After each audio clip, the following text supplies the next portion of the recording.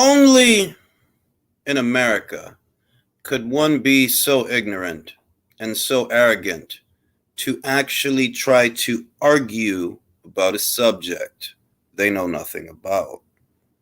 I was just on Twitter. I was actually preparing another episode of The Relay, and I saw what are arguably some of the most just the worst boxing takes, to be completely honest. And who they were coming from was surprising until I realized what's goody, more the machine. Hey, yo, Abe, was good. Until I realized the angle that this individual was goody Candice, was goody Carlos. The angle that this individual was approaching this entire subject from, and his unrequited love for all things Top Rank and Bob Arum, because literally he believes that Shields versus Marshall is being paid for by Top Rank. So now what he's doing is slagging off Katie Taylor for Clarissa Shields, because what he thinks is that Clarissa Shields is a Top Rank fighter. That's basically what he's doing. And I'm not going to slag off Clarissa, because it's not even about Clarissa. It's not even that. It's just how this is how bizarre the inner workings of an American mind can be at times, that they can wallow in their own ignorance and convince themselves of almost anything just because it suits their narrative. I mean, Gary was good. Mr. T was good. You know what I mean?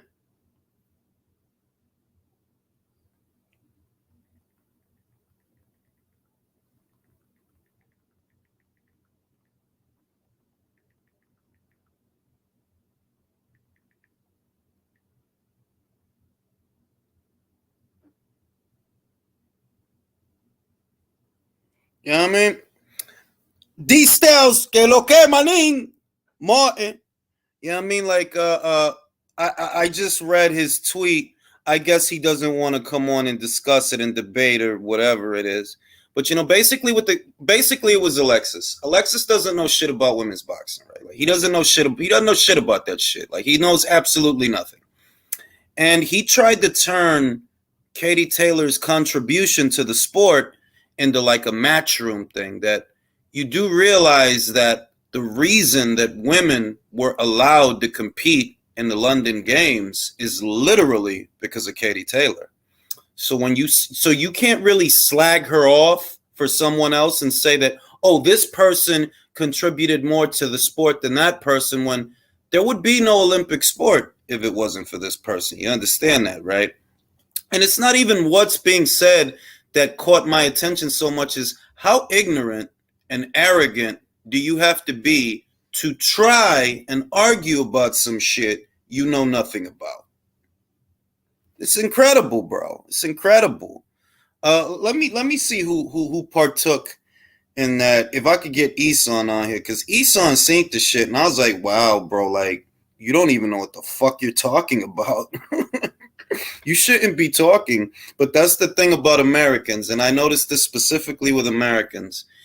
They'll be in a situation where they shouldn't be talking, don't know what the fuck they're talking about, and refuse to stop talking. And they think that that act of defiance makes them look like anything other than a blithering idiot.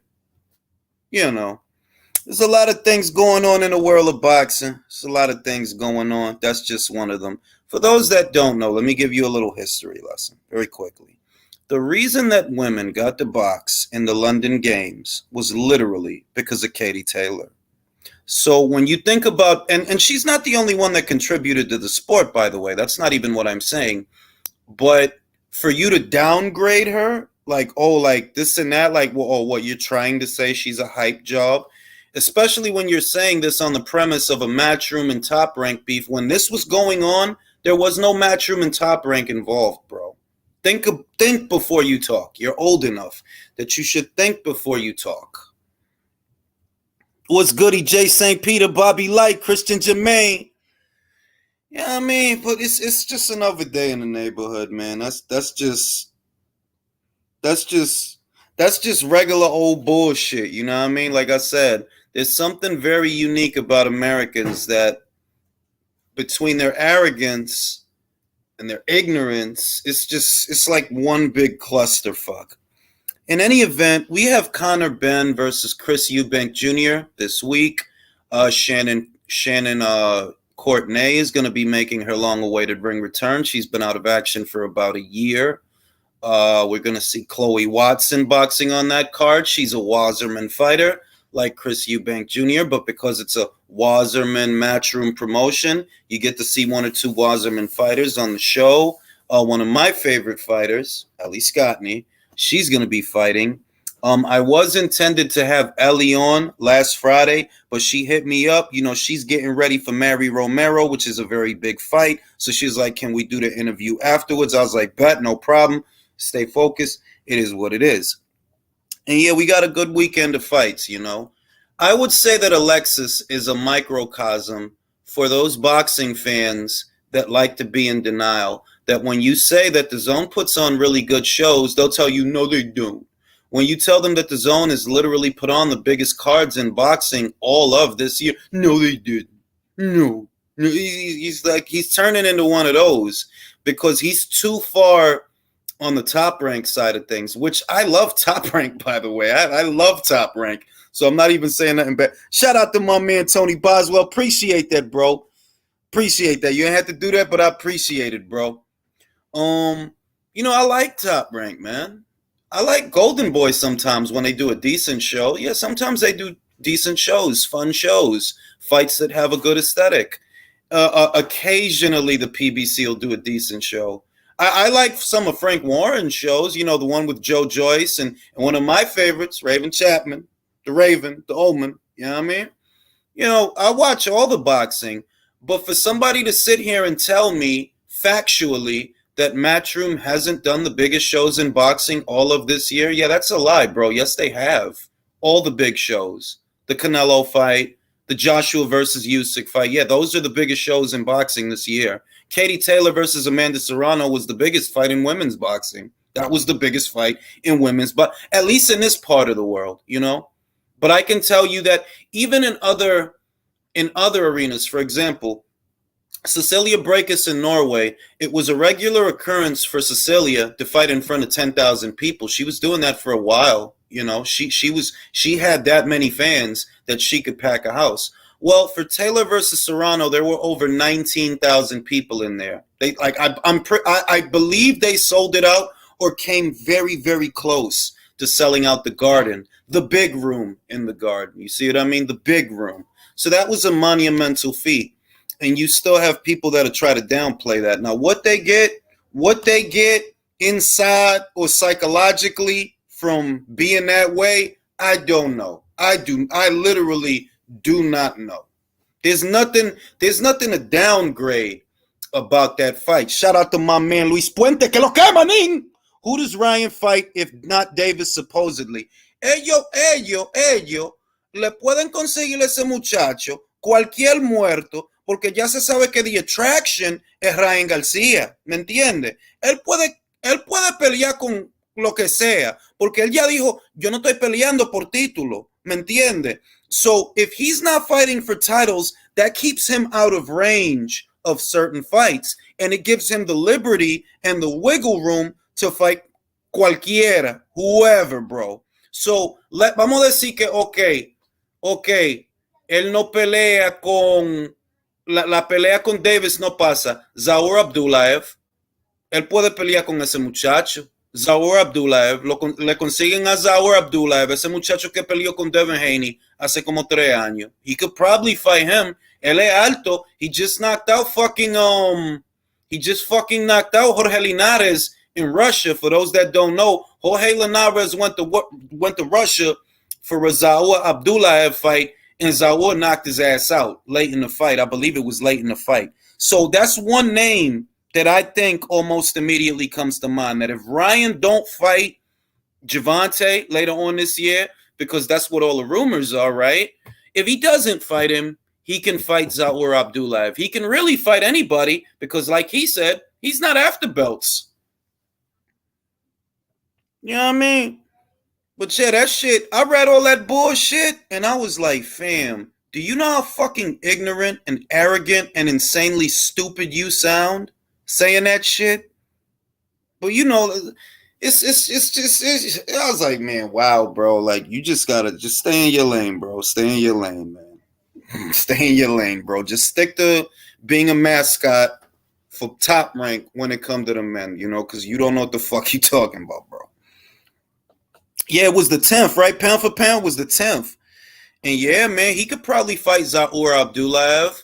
If he doesn't fight Zaur Abdullayev, you know, maybe, you know, I could see him fighting either Comey or Pedraza. I could see either one of those fights happening. I could see that, you know, because they're not going to use them both, I don't think. So he could probably fight Comey.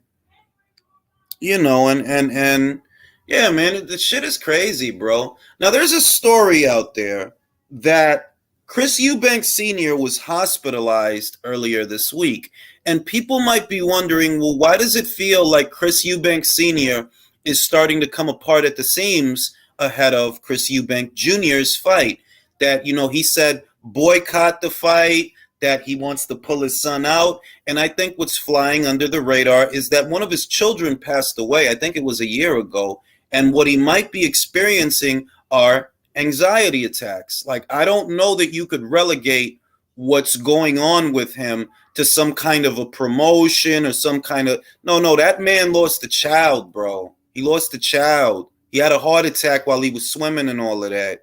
So what might be going on with him or is it could be anxiety that they're like, yo, his son about to go in there and fight at a weight that he doesn't normally make. And maybe that triggered him. And maybe he's having a lot of anxiety because of that. I talked about that here on the channel when he said that he was going to pull Chris out of the fight. I'm like, look, he don't actually have the power to pull Chris out of the fight. So what this probably could be is anxiety because he lost a child a little over a year ago. That could be what it is. Yeah, it could be like a mental breakdown, Mr. T. Because, you know what I mean? Like, he wilding. Like, he's really wilding.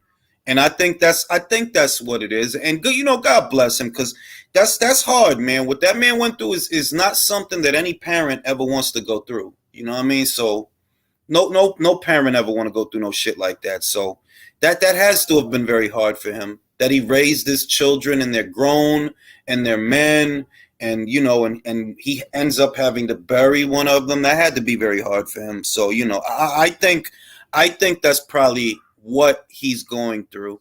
As far as Chris and Conor, well, I have less sympathy for Chris than I have for his father, for Eubank Jr. I do have less sympathy for him because you shouldn't be fighting Conor at all. You know, by all rights, you shouldn't be fighting Conor at all.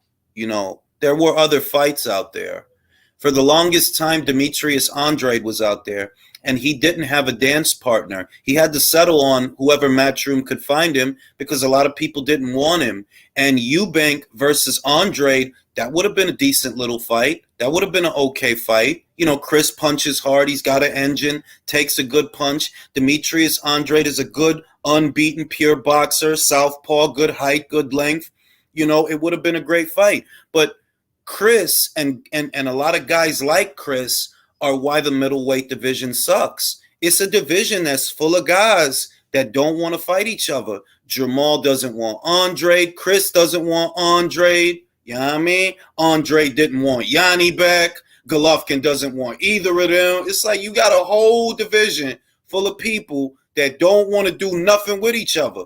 And the middleweight division historically is one of the glamour weights, you know, welterweight, middleweight, like heavyweight and heavyweight. Those is like the glamour weights. And you're not getting, like, I don't know, if you look at the middleweight rank standings, the divisional rank standings, not necessarily the alphabet, but the divisional, there's almost nothing there, bro. You know, it's not like welterweight where you could say, well, there's Stanionis, there's Conor Benn, there's Virgil Ortiz, there's Jaron Boots Ennis. No, it's not like that, bro. It's not a whole crop of guys coming through that's going to breathe life into this division. It's not. You know, you have unbeaten Esquiva Falcao, who is so low under the radar, he may as well not even be in the air, you know? And Yanni Beck, who got a belt, but he doesn't have a signature fight. It sucks, man. The only division that sucks more than welterweight is middleweight, because there's even less going on at middleweight. Like, there's a lot of things that are not going on at welterweight, but there's even less going on at middleweight. It sucks, man.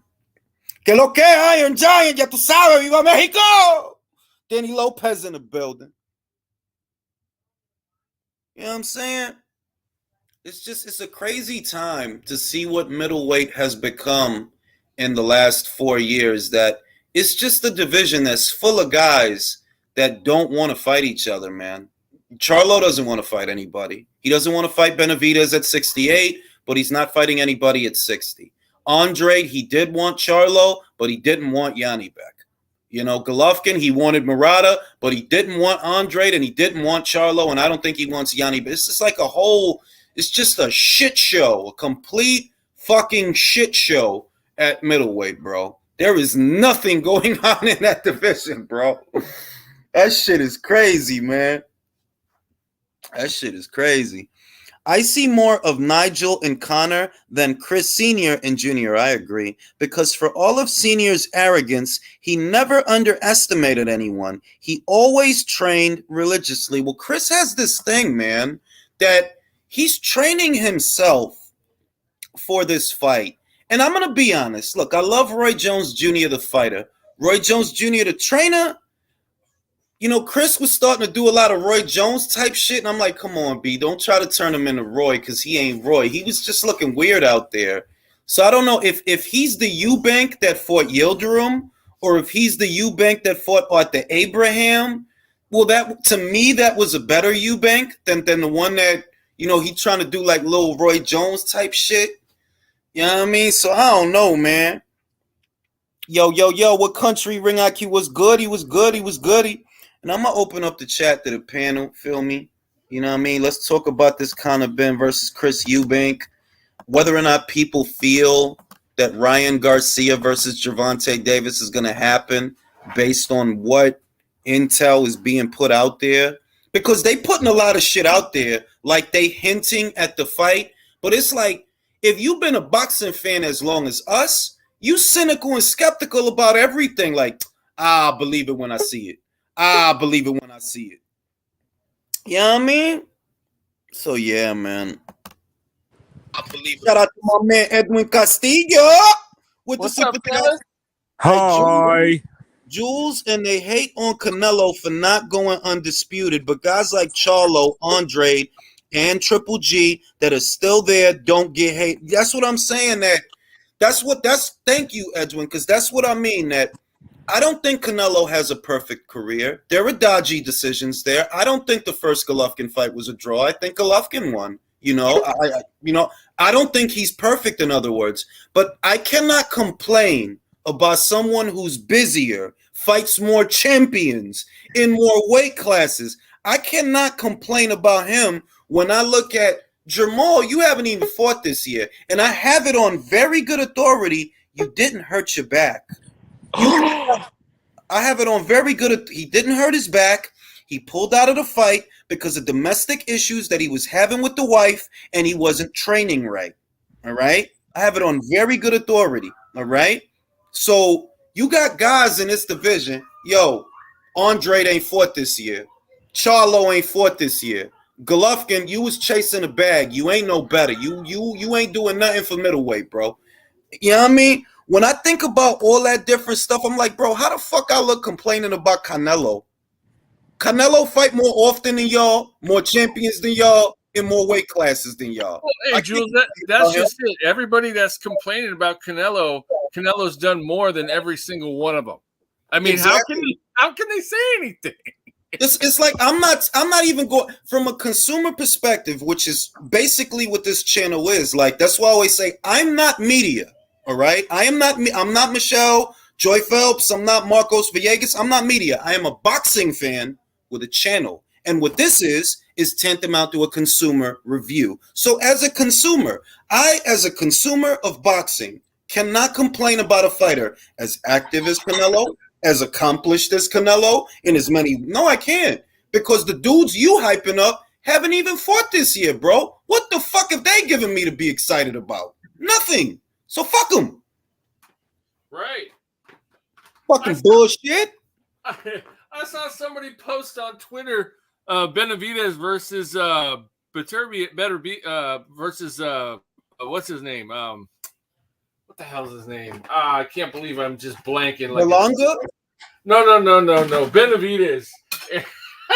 That light heavyweight, and I'm like, that'll never happen. And if it does, he's getting KO'd, man. Getting fucking killed, bro. Shout out to Danny, the best boxing channel on YouTube, bar none, with the best panel. Appreciate that, bro. Appreciate that. So look, I'm gonna go around the panel. I'm gonna start with Martin Gonzalez on the bottom, right? Check the shit. Ryan Garcia. Hey, Jew. What's goody, Martin? Ryan Garcia and Gervonta Davis been going back and forth a lot on Twitter lately, right? And they keep it's like they hitting that they gonna fight in December. Do you believe, Martin, that they gonna fight in December? Nah, it's not gonna happen, man. We all know in this whole panel, it's not gonna happen, man. It's what does a Tank gotta go to court?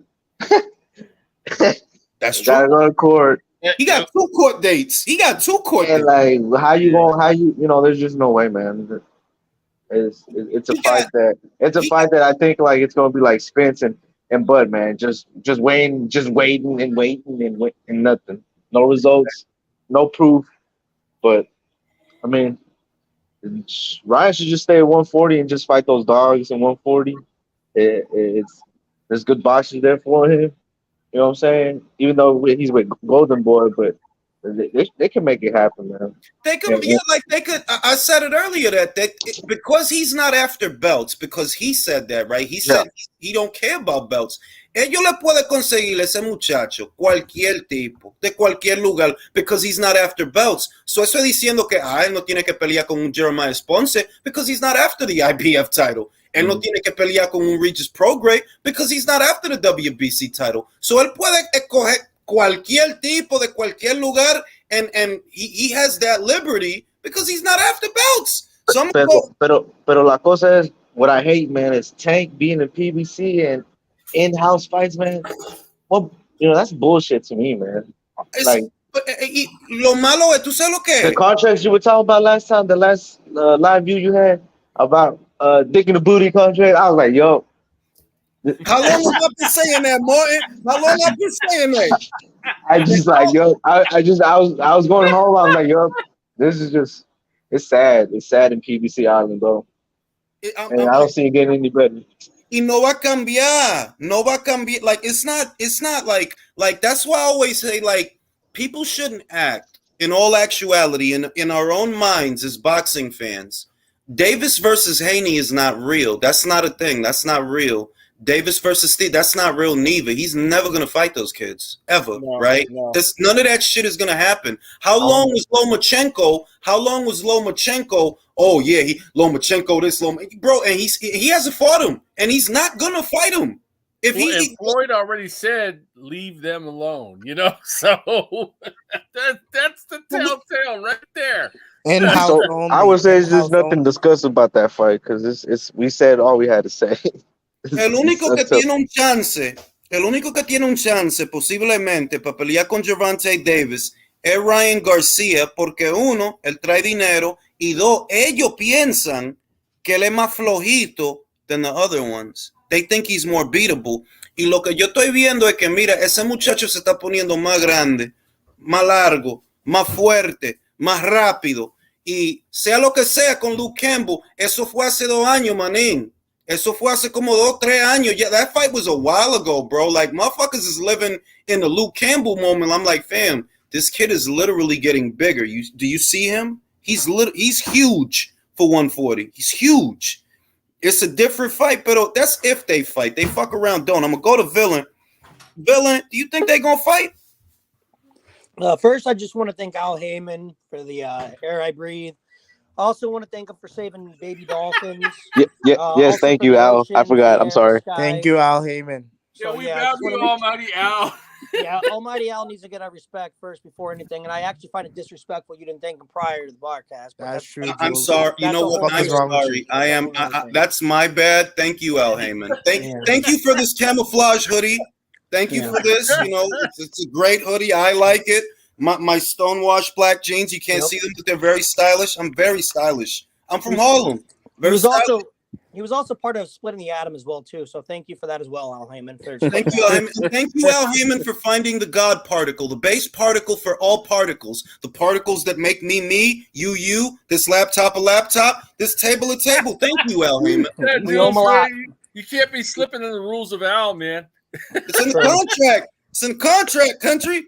So what that means, Villain, I'm sure you're well versed on this. That Gervonta Davis and Ryan Garcia, they've been going back and forth a lot, and they seem to both jointly be hinting at a potential December fight. Do you feel that that's going to actually happen? I don't. Not only do I not feel, I know it's not going to happen. You got a guy who's got 2 court dates. You basically got 2 of the same exact type of boxer, and I don't mean physically fighting boxers. I mean the same bullshit arguments they always have with other people. They dance around. They pull out of fights. They talk a lot. They don't get a lot done. So I don't think there's any opportunity or any chance that it will happen. Would I like to see it happen? Sure. But do I believe it will happen? Absolutely not. I'm going to go to Michael. Michael, do you have the optimism that Villain and Martin don't have? Do you believe that Ryan Garcia will lock horns with Gervonta Davis later on this year? Well, I mean, they've been doing all this back and forth, so like they're in talks, right? Are they not in talks, or is it just online shit? Look. The way that they're going back and forth, something must be going on. Otherwise, why do y'all keep talking to each other? You feel me? And the way that they're talking to each other makes it seem like they're in talks. So, I hope so. But honestly, if it doesn't, I don't care. That's where I'm at, pretty much. See, I'm with Michael. I'm like Michael that it could happen, but if it doesn't, I don't give a shit. Willie, do you give a shit? Can you hear me? I can hear you, but do you give a shit? No, sir, I really don't. But I actually do believe that it's going to happen because when all this started going down, he threw out 2 names, Tio and Tank took the bait. He started making comments. Then Ryan jumped on that. And if you remember what Floyd said when he said that Shakur and Haney need to leave Tank alone, he never mentioned Ryan. Matter of fact, he said that he would allow the fight if it was at 135. Stout observation from Willie Lynch. All right. That is very true. And I said it myself. When Floyd said Shakur and Devin should fight each other and leave Gervonta alone, he didn't say nothing about Ryan. He didn't say Ryan needs to leave him alone. Because he's Mexican. Well, you know why? Because in-house fighting only. They actually think that Tank can beat Ryan. That's why. If that's exactly, country. Candace, is this fucking fight gonna happen? If you can tell by the way I'm laughing, I'll be like, nope, that shit ain't gonna happen. I don't think so. But it's like I'm more like you guys. It's like I want to believe that it's gonna happen, and if it does, if it does happen, I hope that Ryan, as much as Ryan is a bit of a fucking diva, and Gervonta, he's getting ready to be on his little diva shit as well. But I really hope that Ryan will beat Gervonta Davis so he can at least knock the wind out of Leonard Ellaby and all of those fucking idiot cells. Thank you. Because, see, this is my thing. I don't care if Gervonta knock out Ryan. And I don't care if Ryan knock out Gervonta. Like, to me, they peas in a pod, the 2 of them. But the upside of, if Gervonta get knocked out, Leonard is going to be in hell. He is going to be in fucking hell. Because, like, fam, all you do with Gervonta Davis fight. Bro, he's going to have a heart attack. He's going to have a heart attack. Put him in a mental hospital. And Therapy.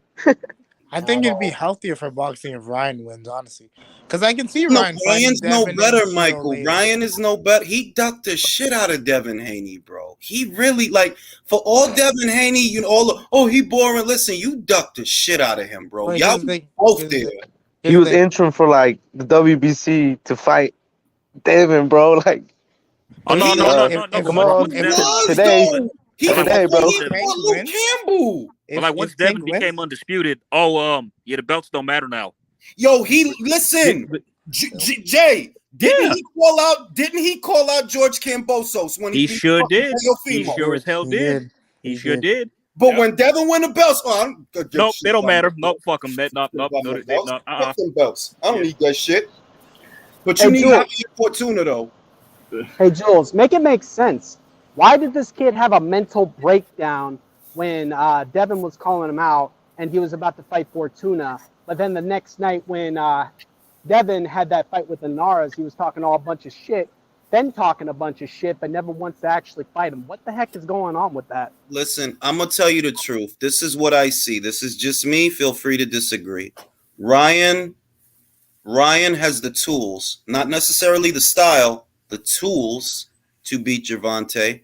Devin has the tools to beat Ryan and Gervonta, and I don't see any pressure fighters at 135 right now. The only guy who has the tools to pressure a pure boxer is a 34-year-old Lomachenko, but he's fucking 34 years old. Can we trust him? We'll find out when he fights the fucking Ortiz kid. You see what I mean? Because to get to Devin or to get to Shakur, you have to throw punches in bunches. You have to throw and force them to fight. Because if you let them box, this fucking fight is over. It is over, all right? You have to pressure them. Now, Gervonta, I've said it many times, he's an economic boxer puncher that works off the counter. He doesn't throw 3 and 4 and 5 punches. He wait for the opportunity to throw 1, maybe 2, because he's trying to hurt you and get you out. But that's really it. He's throwing 1 and 2. Motherfucking Ryan, he's getting better. What I saw that I liked, it wasn't the speed, it was the jab. Because he's tall and he's long. If he has a good jab and he keep using it and he throws some feints in there to psych a guy out, yeah, he could be a bad motherfucker. Unfortunately, he's a little princess, so you know, I don't think he's gonna live up to his potential. By the way, just before you continue, I actually have an answer to Willie's question, like why Ryan went on mental health. Well, my opinion is that pretty much in the Luke Campbell fight, when Luke knocked him on his ass in the second round, he got a taste of what a real fight feels like. And that probably, that probably shook his boots. Even though he came back to win and stop Luke, he probably realized, oh yeah, this shit is serious. I can't be with this man. Like, I think it made his pussy hurt, man. Like his pussy. Yeah, exactly. I mean, but we all remember he said he wants to be retired by the time he's 27, 28. 3 years, bro. 3, because Yeah. he's 20 something. He's what, 23 going on 24? It's only 3 more years. He ain't retiring. Bro. He ain't retiring. Bro, you never know, bro. I don't know. No. If he gets a couple high profile wins and gets the right agent, he'll go straight to Hollywood like Sinicia is. Yeah, but the difference is, you know what the weird thing is, right? Sinicia is 22-0, 2 division champion already, right? Beat 2 world champions. She's already accomplished. You see what I mean? She obviously next year is going to be a big year for her. She's going to fight more people. In other words, she's way ahead of where Ryan is. She already has a world title. She won 2 world titles at 2 different weights against 2 champions. She already did the shit we still waiting on Ryan to do. Like Ryan. No, I agree with you, but can we agree that Ryan's more famous? Yeah, we can agree. And I think what Ryan's for boxing, bro. No, exactly. But you're smart, Jules. What Ryan's trying to do is get a couple high-profile wins in boxing and jump straight to Hollywood. You see it.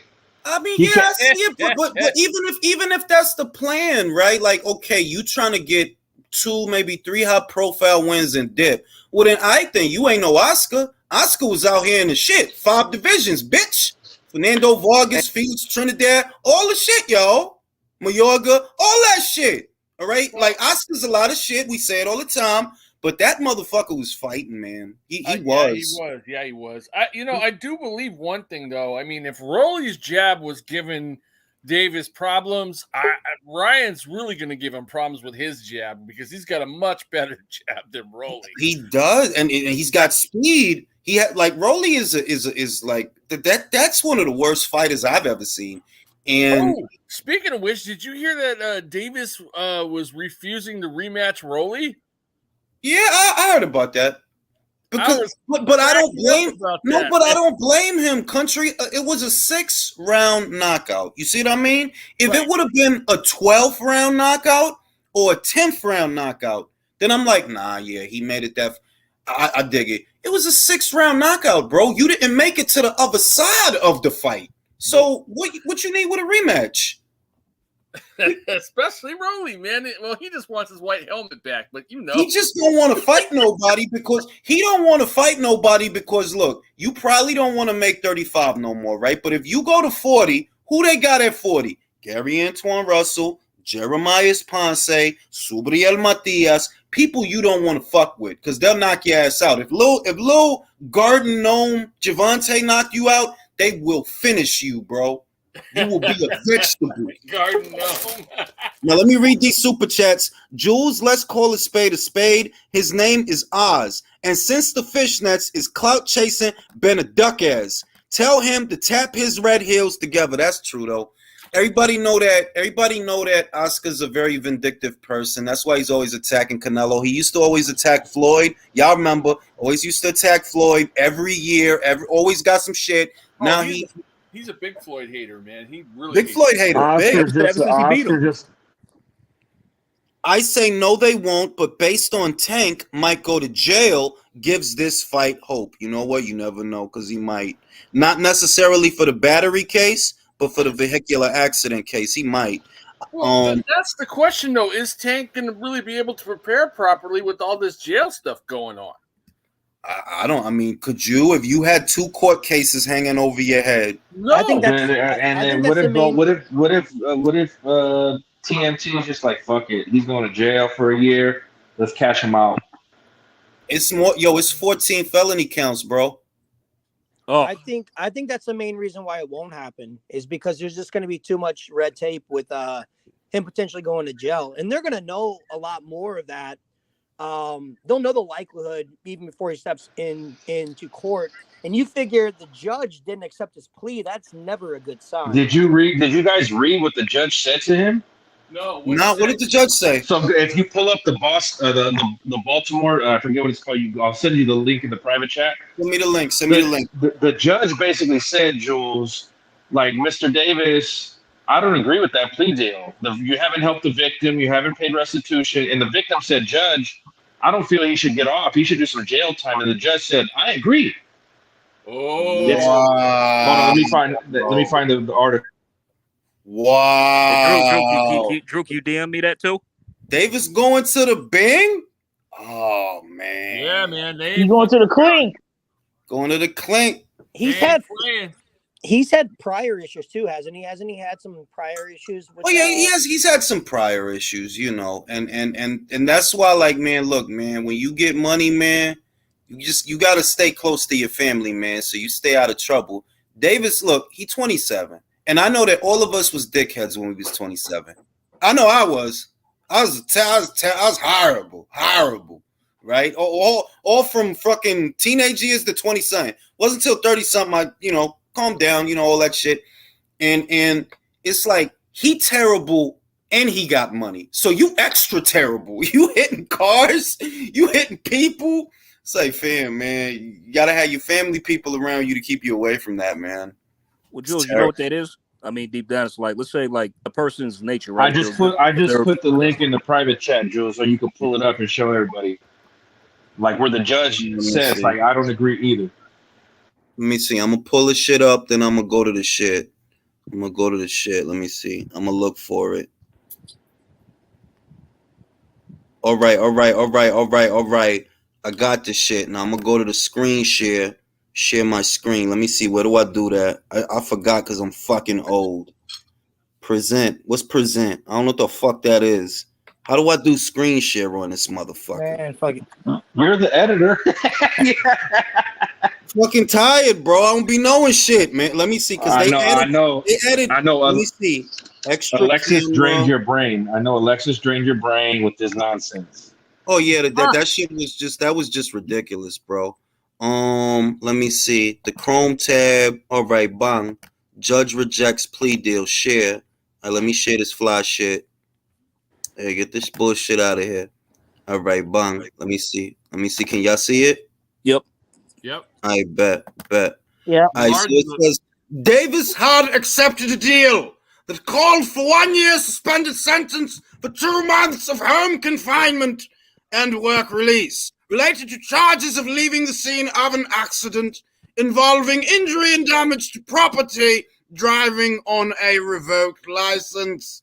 But one of the victims of the crash, J.R. Smith, told Judge Melissa Finn that she had suffered serious injuries and thought the plea deal was unfair. Smith was pregnant at the time of the crash and said she looked Davis in the eyes and asked him for help before he fled. She said she suffered serious knee injury and other complications. I don't think this is acceptable either, said Finn. The court Did will not anything happen to the baby?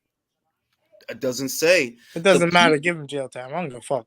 The plea offer was significantly lighter than what prosecutors had offered Davis previously. In March, he rejected a deal that called for 1 year with all but 120 days suspended, a sentence of about 4 months. He rejected that? Stupid. Davis is charged with 14 counts, all of them misdemeanors, with most serious charges each carrying up. Oh, wait a minute. Oh, hold on. Up to each one carries a year in jail. So that's 14 years, man. Oh, he's done. But that's if all 14, that's if all 14 qualify. Assistant State Attorney David Owens revealed in court that Davis had reached civil settlements with 3 victims from the crash. Smith's attorney, Gil Amaral, said Davis' team has ignored their attempts to reach a settlement. So you better pay her off. Amaral caught the home confinement sentence with work release nothing case, a nothing. She wants the court to know that she won't be satisfied with anything other than a period of incarceration in order to make sure this person gets the message. Good. Amaral told Finn. Good. You know what? There's your reason for Goddamn. the Ryan fight happening, because he needs the money to pay people off. Bruh. All right, I begged Mr. Javante Davis. I looked him in his eyes, Smith said. I said, I have to get home to my daughter. I'm pregnant. He never once came over to help me. He got his things and left the scene, she said. She said her vehicle was smoking and she was screaming, and that others eventually helped her out. And Chop Corley shot the jab, brought over the right hand. Didn't work. Tried for the left. Wow. Yo, what a piece of shit, bro. They need to Honestly, lock his ass up. They need to lock his ass up. No, Ain't that a Lock bitch? his ass up. I think there's another part in that article where the judge gives a quote too. Yeah, I'm gonna keep reading. Let me keep going. I can't do the things I used to. I can't do the things I used to do, she said. I can't go to the park. I can't work because I can't stand more than an hour. I'm just trying to get myself back to normal. Let me see if there are any other quotes, because this is the bottom of the article. Let me see. Lock him up. Lock him up. Yeah, lock him up, yo. Lock him up. Honestly, let's be honest. This does not affect the lightweight division anyway. I don't give a fuck. No, I don't. No, I mean, on some real shit, if Javante Davis was to get locked up, right, that he not going to box no more, the lightweight division ain't losing nothing, because he wasn't fighting anyway. I think the most telling thing in that article is where the judge says, I agree on that plea deal. That's not enough. Yep. I mean, no, in all actuality, it's not, bro. Like, you can't hit a car, then run away. Like, come on, fam. Like, really? We going to let... They're like, he was begging and pleading for you to help. You still did nothing. When's his court date? That's a John Bones Jones shit right there. That's attempted murder. For that case, Martin, it's December, the court date. But he has another court date this month in Florida. That court date is for Baltimore. And this month, he has a court date in Florida for hemming up one of his ex-girlfriends. He got a different court date. So it's like all that shit happening around that time. It's like, man, that shit. That don't sound. And sounds to me he's fighting another fight. No, the funny thing is, and that's what makes sense about him coming out with this contract shit, doing all that. He's trying to make the most money he can and realizes, damn, I can't even go to Eddie Hearn now. You know what? His lack of empathy is going to be his downfall, though, man. That the fact that he looked at her and split when she was begging him for help, any jury will convict him on that. Well, I mean, look, he's a scumbag, and that's established. You know what I mean? Like, that's some like, look, we all done some fucked up shit, but that ain't some fucked up shit. That's some scumbag shit. Like, you a fucking scumbag, bro. You a fucking dirtbag. Like nothing you like that. Piece of Nothing shit, like that, bro. Yeah, like you a piece of shit, bro. Like, you really left her in there. She looked you in your face, bro. Yeah, you know I mean, and she was pregnant. That's crazy, yo. That's a Jumbo and Jones shit right there. On some real shit. You know what the wild shit is, Jules? Like I'm a motherfucker that got in trouble for shit. But if a judge said, "Look, we're gonna give you 4 months in the county, and you pay this," okay, judge, fucking, I'm out. Fine, I'll take it. That motherfucker didn't even want that, bro, because he don't want people playing booty tag with him. They gonna be because he look like. I mean, that puts you in protective custody. You're a celebrity. It's just 4 months in county ain't nothing. Don't let them put him in Gen Pop, bro. Exactly. They're not gonna put him in Gen Pop. Like, but I'm saying though, his tiny ass. You're right though, Jules. The arrogance of like, man, you could do 4 months. You would have been over. This would have been over with, Tank. Yeah, if you would have just did that 4 months. You could have did the 4, make some inside connections to help launder some drug money in there. Like, look, I'm Javante Davis, and if you help me out in here, I will help you out there, bro. You need some money clean? Fuck with me, bro. Because I don't know on the panel who's been to court, but the judge gonna be like, look, you didn't want to do this. And now you want this? Like, no. The judge is going to make an example out of him. He's going to go to jail, and in the middle of the night, he's going to start hearing the theme from Oz. He going to see Adebisi with the little hat on the side of his head. He gonna come out like Bobby Shmurda and start hooking up with trannies and shit. So I tell you, holy crap. Listen, I had to stop watching Oz because they went left field with the shit towards the end of the show. It was just too much shit going on in Oz, man. I'm like, nah, see, I'm not gonna sit here and watch this bullshit, bro. Give me some chon, man, until the end. Dude, he's like 5'6", bro. They're gonna be taking turns with him in the shower. No bullshit. I'm trying to tell you, bro. They like he don't want to go in the clink because he looked like MIA the rapper. He looked like that girl. He looked like her and Manny Fresh together. Bro, it'd be all over his ass, bro. You know what they're gonna make him do? Remember how Rolly posted that video of him dancing in the kitchen? They're gonna make him do that. Literally, bro, that's what they're gonna have him doing. Like, Javante, do that dance, bro. Do that dance. He's really about to end up on Queer Street for real this time. Yo, some real shit, bro. He better not, cause look. He gonna have to like, don't put him in Gen Pop, bro. Just put him under the jail, bro. Don't put him out there. But like Jules, I think I just got an answer. Like, if I can get my take right quick on why like Ryan Garcia versus Davis will happen. Like, there's a movie coming out called Avengers: The Kang Dynasty. Yeah, it's supposed to be released in May of 2025. By that point in time, that movie's going to come out. But guess what? We're not going to have gotten Tank Davis versus Ryan Garcia. No, I mean, listen. This is the reality. If Ryan don't get him in the ring, it greatly affects the trajectory of his career because you can see that Ryan is kind of putting it all on this fight. He's making everything else seem like Devin and all these other young guys around the weight as if they don't matter. He acting like the only thing that matter is Davis. So if Davis is in the clink, well, what you gonna do? Who you gonna fight? If you want Teofimo, then you gonna have to fuck with Top Rank. That's what's gonna happen there. That's what I'm saying. Because like, let's just say we get the fight, right? The fight happens, and no matter who wins, well, it doesn't establish who the best fighter 135 is. It's not for a world title. It's not for a world title. And it depends. And the funny thing is, fellas, it depends if the judge is gonna be like, "Look, we're gonna put you in county, or we're gonna put you in a state prison." Bruh, what if they put him in the state, bro? Oh, yeah. He gonna be in that shit right now. Because the state prison's the worst of them all, man. Like, it'd be different if he was he ain't a Kinahan though, so he ain't doing Fed shit. He doing like Jules says, he's doing that nickel and dime hood booger shit. That poo butt shit, bro. That poo butt shit, that petty shit. Like, he gonna put you in the state, bro. They can put you in the state. You gonna be in that shit, brain head and sucking dick, bro. Yep. Fellas, but on some real shit though. Bro. On some real shit though, Carb is a bitch, man. Tank gonna get his one day. He really will. I mean, that's a really fucked up thing. But all jokes aside, that's a really fucked up. Like, you left the girl in the car, you looked her dead in her face, and she's begging too. A pregnant woman. And she's begging too. That's fucked up. Lock him up. I don't give a fuck. Mm-hmm. And you know it's in his neighborhood too, where he fucking lives. Bro, he can't drive, bro. Just fucking drive. I don't know why people are bad drivers. I don't get it, bro. It's so easy. Why can't people call a fucking Uber or a Lyft?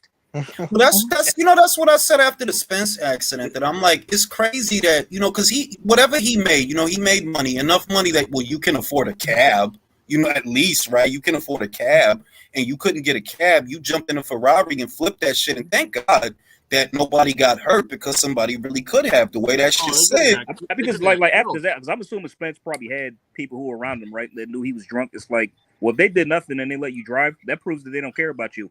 But another thing too is how much money he's got to be paying some of these dudes to do some sort of work. How are you not having these dudes drive you around? Honestly, if you're paying the guy $80,000 a year to basically be one of your right hand man, why are you in a car? I mean, why are you putting all that risk? What? I mean, exactly. Well, if it's me, I'm not. If it's me, bro, I'm not driving. Every time I drive, a part of your job is to find a joint outside the club that's gonna give me a blowjob on the way home. This is what you're being paid for. All right, you on the clock, bro. Get looking. Or just buy a fucking Uber, bro. If you're gonna drink, like I live far from the city. Like I live in Ottawa. And I live about it's a 30-minute drive away from the city. I pay for an Uber. It's like $60. That's what I do. I don't drive. These dudes could hire people to drive them out for the night. It costs them a couple $100. Literally, you get a limo. You get a because car. Because and the other thing is where you going, which is like I don't think. Look, at the end of the day, he's a young guy. He wants to have fun. There's nothing wrong with that. Good. But you know that you're going to the club, like that. You know where you're going, and you know you're going to drink. So why would you want to drive? They can even get a group rate on a party bus, man. I mean, geez. Apparently, and he has money. That's the worst part. It ain't like he fucking working at the warehouse or some shit. Doesn't he still owe that company $50,000? Bro. Hey, Jules. What do you think Al Heyman and Mayweather are going to play in this role for Tank? They're going to help him out? They're going to, I believe that the lawyers that he have are by way of Al Heyman and Floyd. I believe that. Yeah.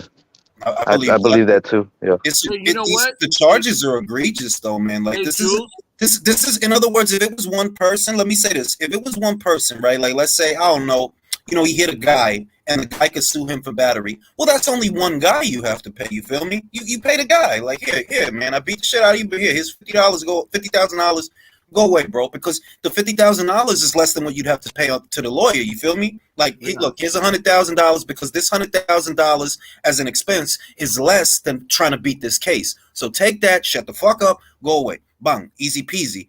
You got more than one person. It was like 3-4 people in that car that he hit. So it's like, yeah, man.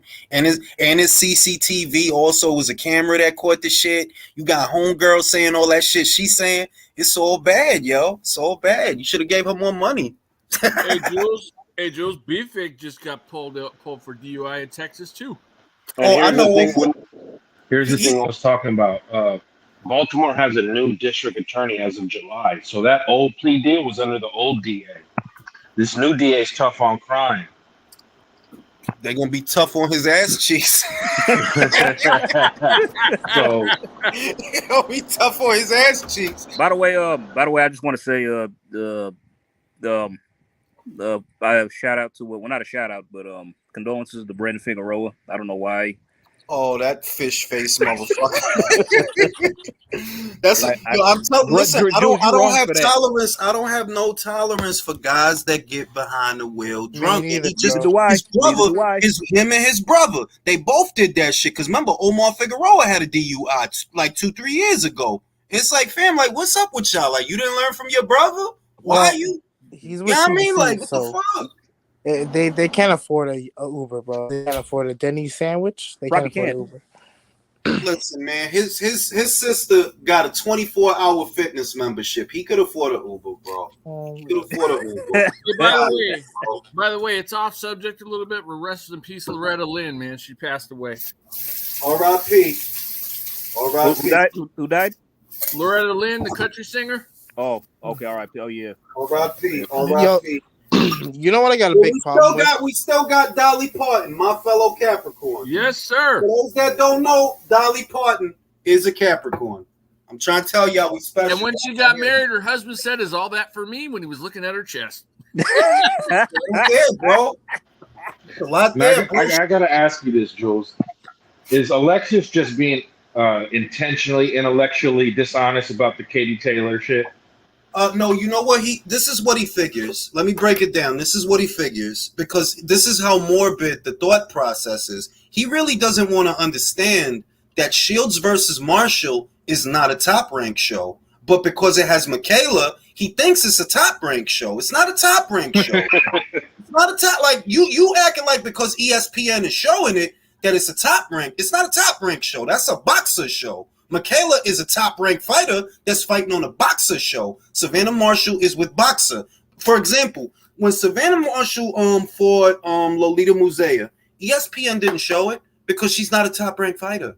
They didn't show it. When she fought the other girl, I think it was Femke Hermans, they didn't show that shit either. Why? Because she's not a top-ranked fighter. It's not a top-ranked show. And he acting like, he figures if Clarissa beats Savannah, which she might, I'm not even dismissing that, but what he figures is, she gonna be a top-ranked fighter after that. So he gonna start to hate early. That's what that is. That I'm like, fam, if you know anything about women's boxing, if you know anything about it, you cannot downplay Katie Taylor. Why? She's literally the reason women got the box in the Olympics. Literally. Wasn't the female division taken off the Olympics until 2014? Not even all boxing because of AIBA corruption. Gotcha. Which is sad. I really hope that there's a resolution of some kind. I hope, but because that'll be terrible. That farming system is essential to the sport. Having those amateurs go through that, but. It's like, fam, like his whole angle is another top-rank Matchroom shit. And that's why I already knew, like, fam, you don't know what the fuck you talking about, fam. Like, you sound stupid. Do you realize that Clarissa don't get to go to the Olympics to win the 2 gold medals if not for Katie? Katie's the reason there were games in London with women. You silly motherfucker. But that's just more of the same bullshit. I'm like, fam, if every argument the reason that those kind of arguments are so easy to dispel is because if every argument you have is tailored towards, I like top rank, well, eventually you're gonna start saying dumb shit. Eventually, the shit you say gonna start sounding dumb. You don't know nothing about this. I'm not even like is a draw. I got Clarissa at number 2. Why? Because I know her resume. It's not bad. No, it's not bad. But it's not Katie Taylor's resume. Katie got Natasha Jonas on her resume. Katie got Jessica McCaskill on her resume. Natasha is a unified champion now. Jessica is an undisputed champion now.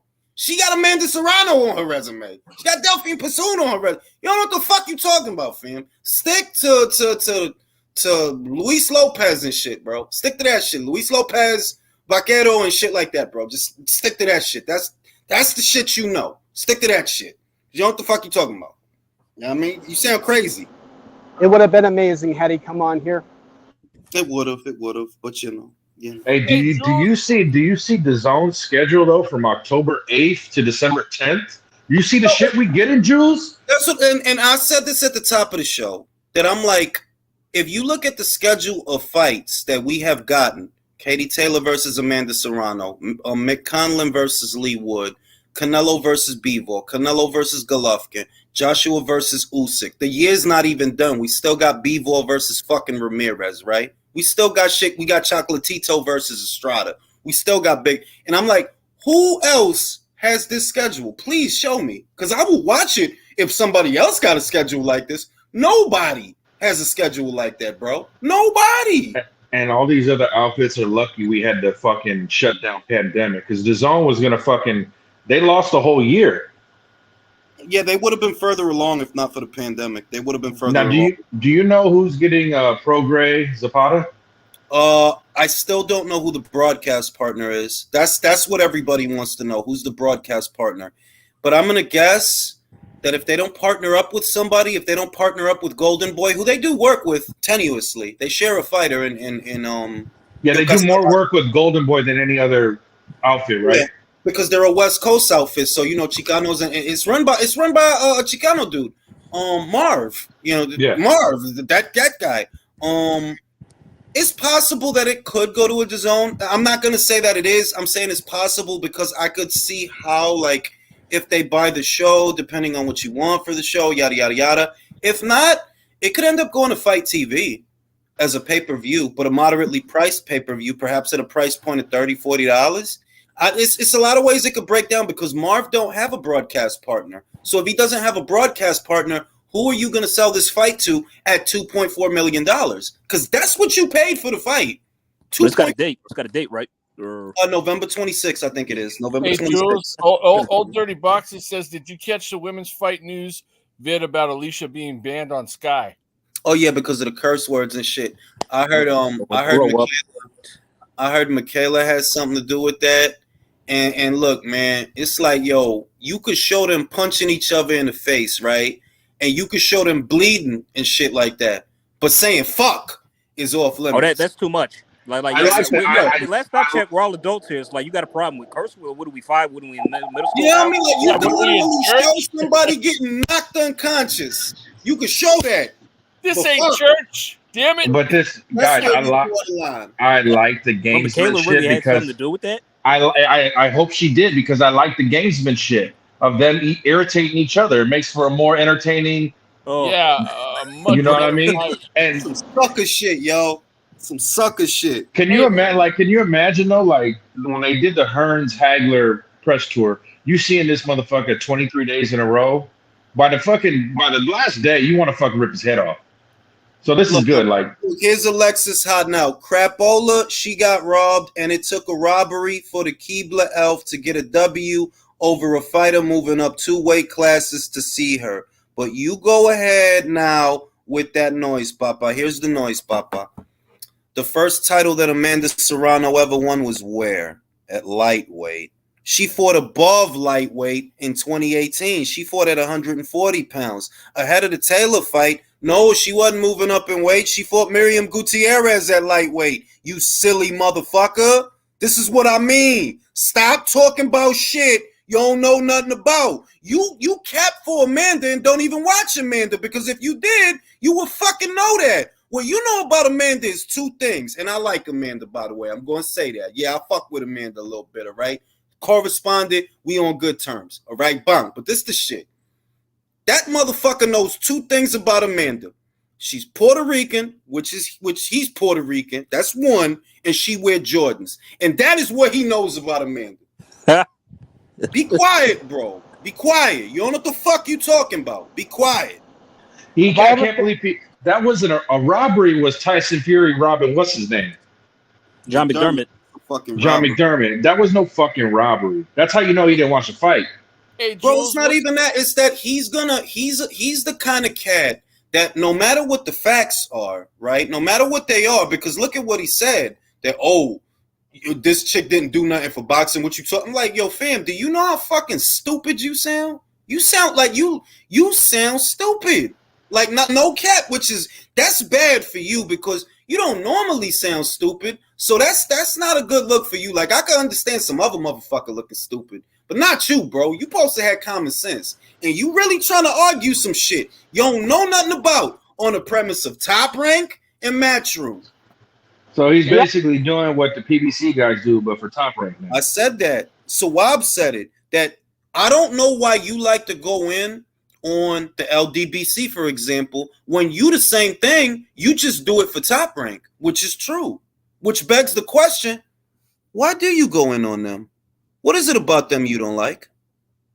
Hey, Jules, you're telling me that he's going in on Katie Taylor, the woman who single-handedly brought female boxing to Ireland, who brought back the female Olympics in the Olympics. This Katie Taylor, no, right? she brought, let me get it right. She literally made it possible for women to box in the Olympics. Thank you. Hey, Jules. Isn't she responsible, Jules, for selling out Madison Square Garden? Because that was a pro Katie Taylor crowd in Amanda's own city. But that's what I'm saying. That he's just gonna play this dumbass game. Like this is why I don't really want to spend too much time on him because I know I'm not talking to somebody that actually know. It's not a real debate. What it is really is me abusing you because you don't know what the fuck you talking about. You know 2 things about Amanda. She's Puerto Rican and she wear Jordans when she fight. I cannot learn nothing about Amanda talking to you. I can't. You can learn something about Amanda talking to me though, because I actually watch her. You fucking don't watch her, and you don't watch Clarissa neither. He said, "Oh, I made it a point to start." Well, all right, so tell me something about Clarissa then that I don't know. Tell me something. Tell me the people she fought in the amateurs. Tell me the people she fought in the pros. I watched her whole career from the time she debuted till now. You know all about her. Tacho SJ says just hopped on. Sounds like he's talking about Alexis. Like, you know, it's nothing I hate more. Like, yo, we not like if we were kids, if we were in our 20s, I could forgive it. If we were in our 20s, I'm pushing 40, bro, and I know Alexis is a little older than me. That's childish what you're doing. You don't know what you're talking about, and you don't want to admit it. You don't know what you're talking about. Robbery? What fucking robbery? I gave Amanda 4 rounds, the max. 4 rounds. But Jules, like, you know what it's like? She almost came close to Scott to stopping Katie in like with the 5th to 6th. So everybody's focused on that. Like, oh, based on that, she won. Y'all remember that picture of George Kambosos touching his head like it's mind games. Yeah, what Alexis is doing, he's doing the mind deception, so we don't talk about Fury Char. Our war. I'm gonna tell you what. That's what he really mad at. I know. I could feel it. Say it to the camera, Jules. You know. I could feel it in my chest pectoral muscles, and I'm not even working out, and my shits is swelling up. I could feel it in my chest. The real reason you mad is because you know. No wonder Swab called him a cuck. You know, Alexis, everything I said was true, bro. Fury, you gonna have to sell that shit, whatever it is. You gonna have to sell that shit by yourself. And people don't really fuck with you like that. You need someone. I recommend he fight Jarrell Miller. Why? Jarrell Miller, a lot of people don't like him, and they would like to see him get knocked out. And he's an unbeaten fighter. He's fought in the last 12 months 2 times. He's fought, so he's not ring rusty, none of that shit, right? American versus Brit, that sells. He talks a lot of shit. He can help you sell a fight. Personally, I think, look, if you want to play it safe because you just want to tune up for Usyk, Jarrell Miller. Martin Bakoli, he'll hurt you. You might win, but he'll hurt you. He'll give you you see what he did to Tony Yoka, you know? The other guys that are out there, you could get a Geek Caballel, but that won't sell. That's the problem. It is a respectable fight, but it won't sell. Don't nobody know a Geek Caballel but me. Literally me. Just me. He gonna call Junior 5. Hey, Jules, what's up with that Fury fan that be arguing with you that looks like Peter Griffin, man? Yo, that dude, Simon. Yo, he really do look like Peter Griffin. That's the wild. No. Jules had it. He said He said he looked like the love child of Chris Farley and Drew Carey. Really do though. He really do though, like on some real shit. And you know, it's like, fam, like when you my age. Because y'all younger than me, most of y'all, except I think Country's we in the same age group, right, Country? Yeah, no, I'm 38. Dylan, I'm 38 too. And I'm 38 too. I'm older. I'm 20. I'm older than you. Yeah, you know what I mean? So I don't want to entertain a debate where I know that, like, fam, you literally don't know what you're talking about. All it's going to be is me schooling you on shit that you should know. You know what I mean? You don't know nothing about Clarissa. I watched all her title fights, all right? Did you buy her fight? No, the fuck you didn't. So be quiet, bro. I bought her fight. You didn't buy her fight. Be fucking quiet, bro. It's about time somebody told you that the shit, and Sawab did it first. Credit to Sawab. You just the LDBC in reverse. You do the same shit. You making nonsensical fucking arguments. You did this. You doing the same shit. The fuck out of here with that high horse shit, bro. The way they offer PBC, you offer Top Rank. And it's worse that you trying to do it to me because, one, I actually like Top Rank, so that shit is not gonna work on me, bro. It's not gonna work on me. I mean, honestly, Top Rank is the reason why boxing is staying relevant in the U.S. for real. It is. It's a part. It's definitely a part of it because Shakur brings in over 1 million when he fight. He do numbers, bro. He did over 1 million with Valdez, and I think he did like close to it or around it. With Sal. People watch, bro. You know what I mean? People watch. Over 1 million people watch Devin Haney versus George Kambosos. People watch. You know what I mean? They also got like Max on boxing. He talks a little bit of stuff. I watch it here and there, you know. Especially on ESPN. He acting like I be hating on Top Rank. No, your problem is not that I be hating on Top Rank. It's that you think Top Rank does no wrong. That's why you think this is a fucking Top Rank show when Top Rank ain't paying for this. Boxer and Ben Shalom are paying for this. But you don't want to fucking understand that. Just like when I said, look, he knew he had to go. He didn't like when I said this. He knew he had to go back to Japan because Bob didn't fucking do nothing with him in America. But it's the truth. The money, when he does a show in Japan, that's not a fucking Top Rank show, bro. Like, what? Are you slow? You think Top Rank is paying for that? No. The dude over there in Japan is paying for that, bro. And he's gonna. I hope he don't take credit because Sinisa already had LeBron. Sinisa already had LeBron and all these other things before going to Top Rank. What I'm trying to say, all them deals she already, all that shit that she, the shit she already had, those sponsorships, she had that going over to Top Rank. Exactly. Already. Like she was already in acting classes. She was already getting trying to get scooped up by other people before she went to Top Rank. You know what I'm saying? So it's like it gets. That's when I don't want to do it because then it becomes like childish. Like, fam, you really acting like because Michaela won. It's not the Michaela Mayer. She's not even headlining, bro. She is a Top Rank fighter. But the show and all these different girls that's fighting, Carolyn Dubois, Ebony Jones, Lauren Price, all these is boxer fighters. These are not Top Rank fighters. So stop acting like this is a Top Rank Matchroom thing. No, the fuck it ain't. I'm just in shock somebody actually wants to argue with Julius about female boxing, man. It blows my mind. You think you're in shock. Why you think I said the ignorance and the arrogance of some people? It's like, fam, are you serious? You and I both know. You don't watch Clarissa. You don't watch Michaela. What the fuck are you talking about? The arrogance, the attitude, the speed, the footwork. Like, fam, you don't watch them. Why are you going to sit here 50-something years old pretending you watch them? What the fuck are you going to tell me about them that I don't know, bro? What are you going to tell me? If you find out, let me know because I've been waiting for somebody to tell you something you don't know. Exactly. I know everything, B. I even know your social security number. I'm about to order some shit on Amazon. And that's why I said it's either he's being intentionally intellectually dishonest or just stupid. There's only two choices. There's only two. His logic is this is what he's thinking because he likes to think that he thinks 3 steps ahead of 5. I think 20 steps ahead. And what he's thinking is, should Clarissa win, she will migrate over to Top Rank, which I don't know. I don't know about that because she might go back to the PFL. That was the original plan. Do the fight with Savannah at the original date, and in the fall, go to the PFL for the next season. That was her original plan. But obviously the queen died and everything got pushed back, so she wasn't able to do that. But what he figures is, I'm going to start jumping on the Clarissa Shields bandwagon now because I figure she's going to get signed to Top Rank if she win. I don't know about that. Like, I'm not saying she won't. I'm just saying I don't know about that because she might go back to the MMA for that $1 million purse in the PFL. Exactly, because Top Rank's not going to pay her what she's going to get paid from Ben Shalom.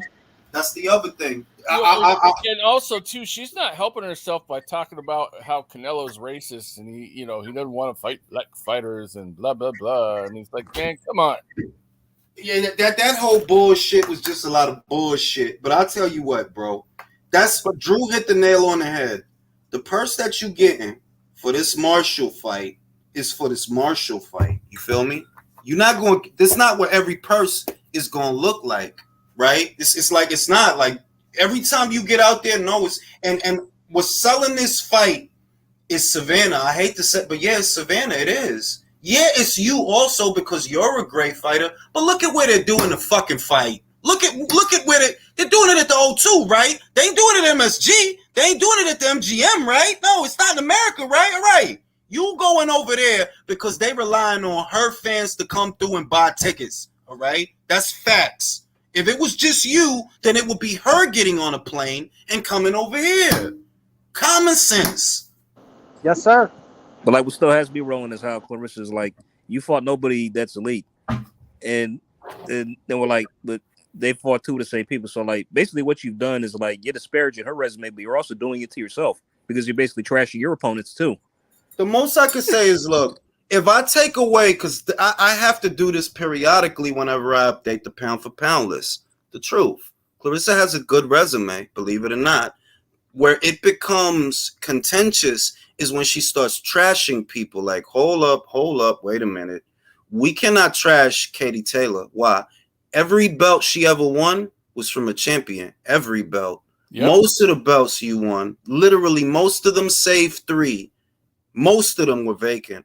There's not that many girls up, and that's not a knock. I've always said it's not her fault. Like, you cannot say, oh yeah, 168 is barren because of Clarissa. No, that's not her fault. That 160, same shit. 154, that's not her fault. But at the same time, if you could go to BoxRec right now and look at how many girls around the world are at 154 or 160 or 168, it's not that many. It's like, really, it's not that many. The talent pool is much, much, much deeper below 147. Way deeper. Oh yeah. It's common sense. That's why Senicia has so many options. That's why Alicia has so many options. They're like, even without this mega shit, it's a fuck ton of girls she could fight. A whole fuck ton of them she could fight. Without Michaela and without Choi, it's still a bunch of girls down there to fight. But once you get to 154, that's when it starts to thin out. And it's worse the higher you go, to where it's probably like, I think at light heavyweight, it's probably only like 13 fucking girls. At light heavyweight, it ain't that many girls that's competing at them weights. So yeah, you unify the division that did not have a lot of fighters in it. That's just the truth. That's why most of the belts you won wasn't nobody holding them, because it wasn't that many girls up there to begin with. It's not the same thing. Right. And Jules, who's that woman that has like a light heavyweight title and a heavyweight title? Hannah Gabriels. Okay. Oh, okay, got it. Cool. For sure. Hey, Jules, Martin Ramos has a question for you.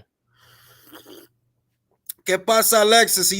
No, tú sabes lo que es que he's on his top ranked mascot shit, bro. And he kind of crossed the line is kind of what he did. That's all. It's not impersonal. It's just like, yo, what you doing is stupid, bro. That's all it is. It's stupid. It's like, fam, don't argue something you don't know nothing about. There's not one Clarissa Shields fight that you could tell me something about. Like, literally, it's not. I watched all her fights, all of them shits, all right? From Franchon Cruz in the debut, Sylvia Zabatos and all of them, Nikki Adler, I seen all that shit, bro. So stop pretending that you know what you're talking about just so you can have something to say. You sound silly, fam. You don't watch Clarissa. You don't even watch Michaela, and she really is with Top Rank. What the fuck are you going to tell me about Michaela Mayer, bro? What? Nothing. So shut up. Well, hey, Jules, you know what? Honestly, a lot of us appreciate the fact that you've, championed women's boxing, because, I mean... Well, don't say that, Neva. I'm just a boxing fan. I ain't no champion. No, but I mean... no mames, okay? Stop it. Wait a minute. No. Listen to what I'm saying first. Because I'm talking about Jules. Oh, you brought it up on the channel, and it's a lot of us got interested because you were talking about it so much, right? And we've seen a lot of great fights in women's boxing that were better than the men's, and that's what I'm happy about. That's all I'm saying is I'm not trying to corner the market or nothing. All I said, my mission statement is to simply normalize the conversation. That's all. I mean, I know you're not. I agree with what he's saying, but I also, to quote him just 5 minutes ago, he is 20 steps ahead. I mean, hey, Jules, I know you're not the only one, but I'm just saying I appreciate the fact that you've done that, because I appreciate that you appreciate. I do, like, because my thing was this. When I started this channel, it was just an outlet. Like, I'm bored. I live in the country now. I need something to do. I always been a boxing fan, so I just Like, oh, this is a good fight. I'm gonna talk about this shit. It wasn't like, yes, I will champion a cause. I will choose to aid in the assistance of the need, of the desire of the people. Like, nah, man, it's just I watched the fight. It's a good fight, and I'm gonna talk about it. Hey, Julius, I appreciate. Taco SJ says I only know about women's boxing because of your channel, Julius. I appreciate every time. Listen, every time somebody says that, I appreciate. I really do, because I'm just talking about the shit that I watch. You know what I mean? Yo, Jules, I appreciate it too. Jules, I'm saying it too. I attest. I'm the only. This channel's the reason I found out and became a fan. And the fight that really did it for me was Ebony Bridges versus Shannon Courtney. I said this is going to be a great fight, and you know, it's in other words, it's not virtue signaling. I'm just telling you there is genuine entertainment value in seeing two girls go at it. Yes, it's not, you know, ain't no motherfucking Knights of the Round Table over here. I'm being dead ass. You get two girls in there and let them fight. It's genuine entertainment value. Let them do it. It's going to be entertaining. Trust me, because I done seen some guys in some terrible fights. Fury, Klitschko. That is one of the worst fights I've ever seen in my life. Can I just say I appreciate the post that Sinisi Estrada just put up. Very nice. Very. What'd you say? I see that. Oh, it's a picture. Oh. To the glare. Fucking glare. There you go. Hey, Jules. Super bad. I'm a hop off, but I just want to say, like everybody else, I'm eternally grateful to you personally because you were the one who introduced me to Clarissa Shields, bro. I'll never forget that. I appreciate you. Oh, I see what you did there. You see what I mean? And it's like, you know, I ain't trying to make it like, oh yeah, I'm champion. Bro, I'm just talking about the fights I watch. If I was watching two squirrels have a fist fight outside that window, it'd be a weekend recap about the shit. Just because I watched it. You know what I mean? That's all. Just because I watched it. That's it. You know what I mean? But when Alexis wants to be arrogant and ignorant, when you know you don't know nothing about no Clarissa Shields, stop lying. Stop it. Stop it. All right? Cut that bullshit out. You don't watch Michaela Mayer, bro. Stop it.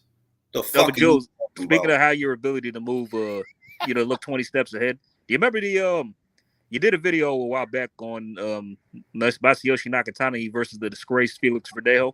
You know what? I wasn't actually going to watch that fight, but I caught that vid, and based on your recommendation, I tuned in. And what a fucking fight that was! It was a great fight. It was a great fight, bro. Jay Flint says, "I just want to thank Al Heyman for women's boxing." I just want to thank Al Heyman, bro, for the air I breathe. All that. I want to thank Al Heyman because I'm going to work later tonight, and I just want him to bless me on the drive. You know, to make sure I get there safely. Al Heyman, please bless this food that we about to eat. You know what, Jules? I would be surprised, like, these PPC, whenever they ate dinner, like had Thanksgiving, like they thank Al Heyman during grace. Bro, they probably got a picture of Al Heyman above the dinner table, bro. Bro, I don't even know what he looks like. I swear to God.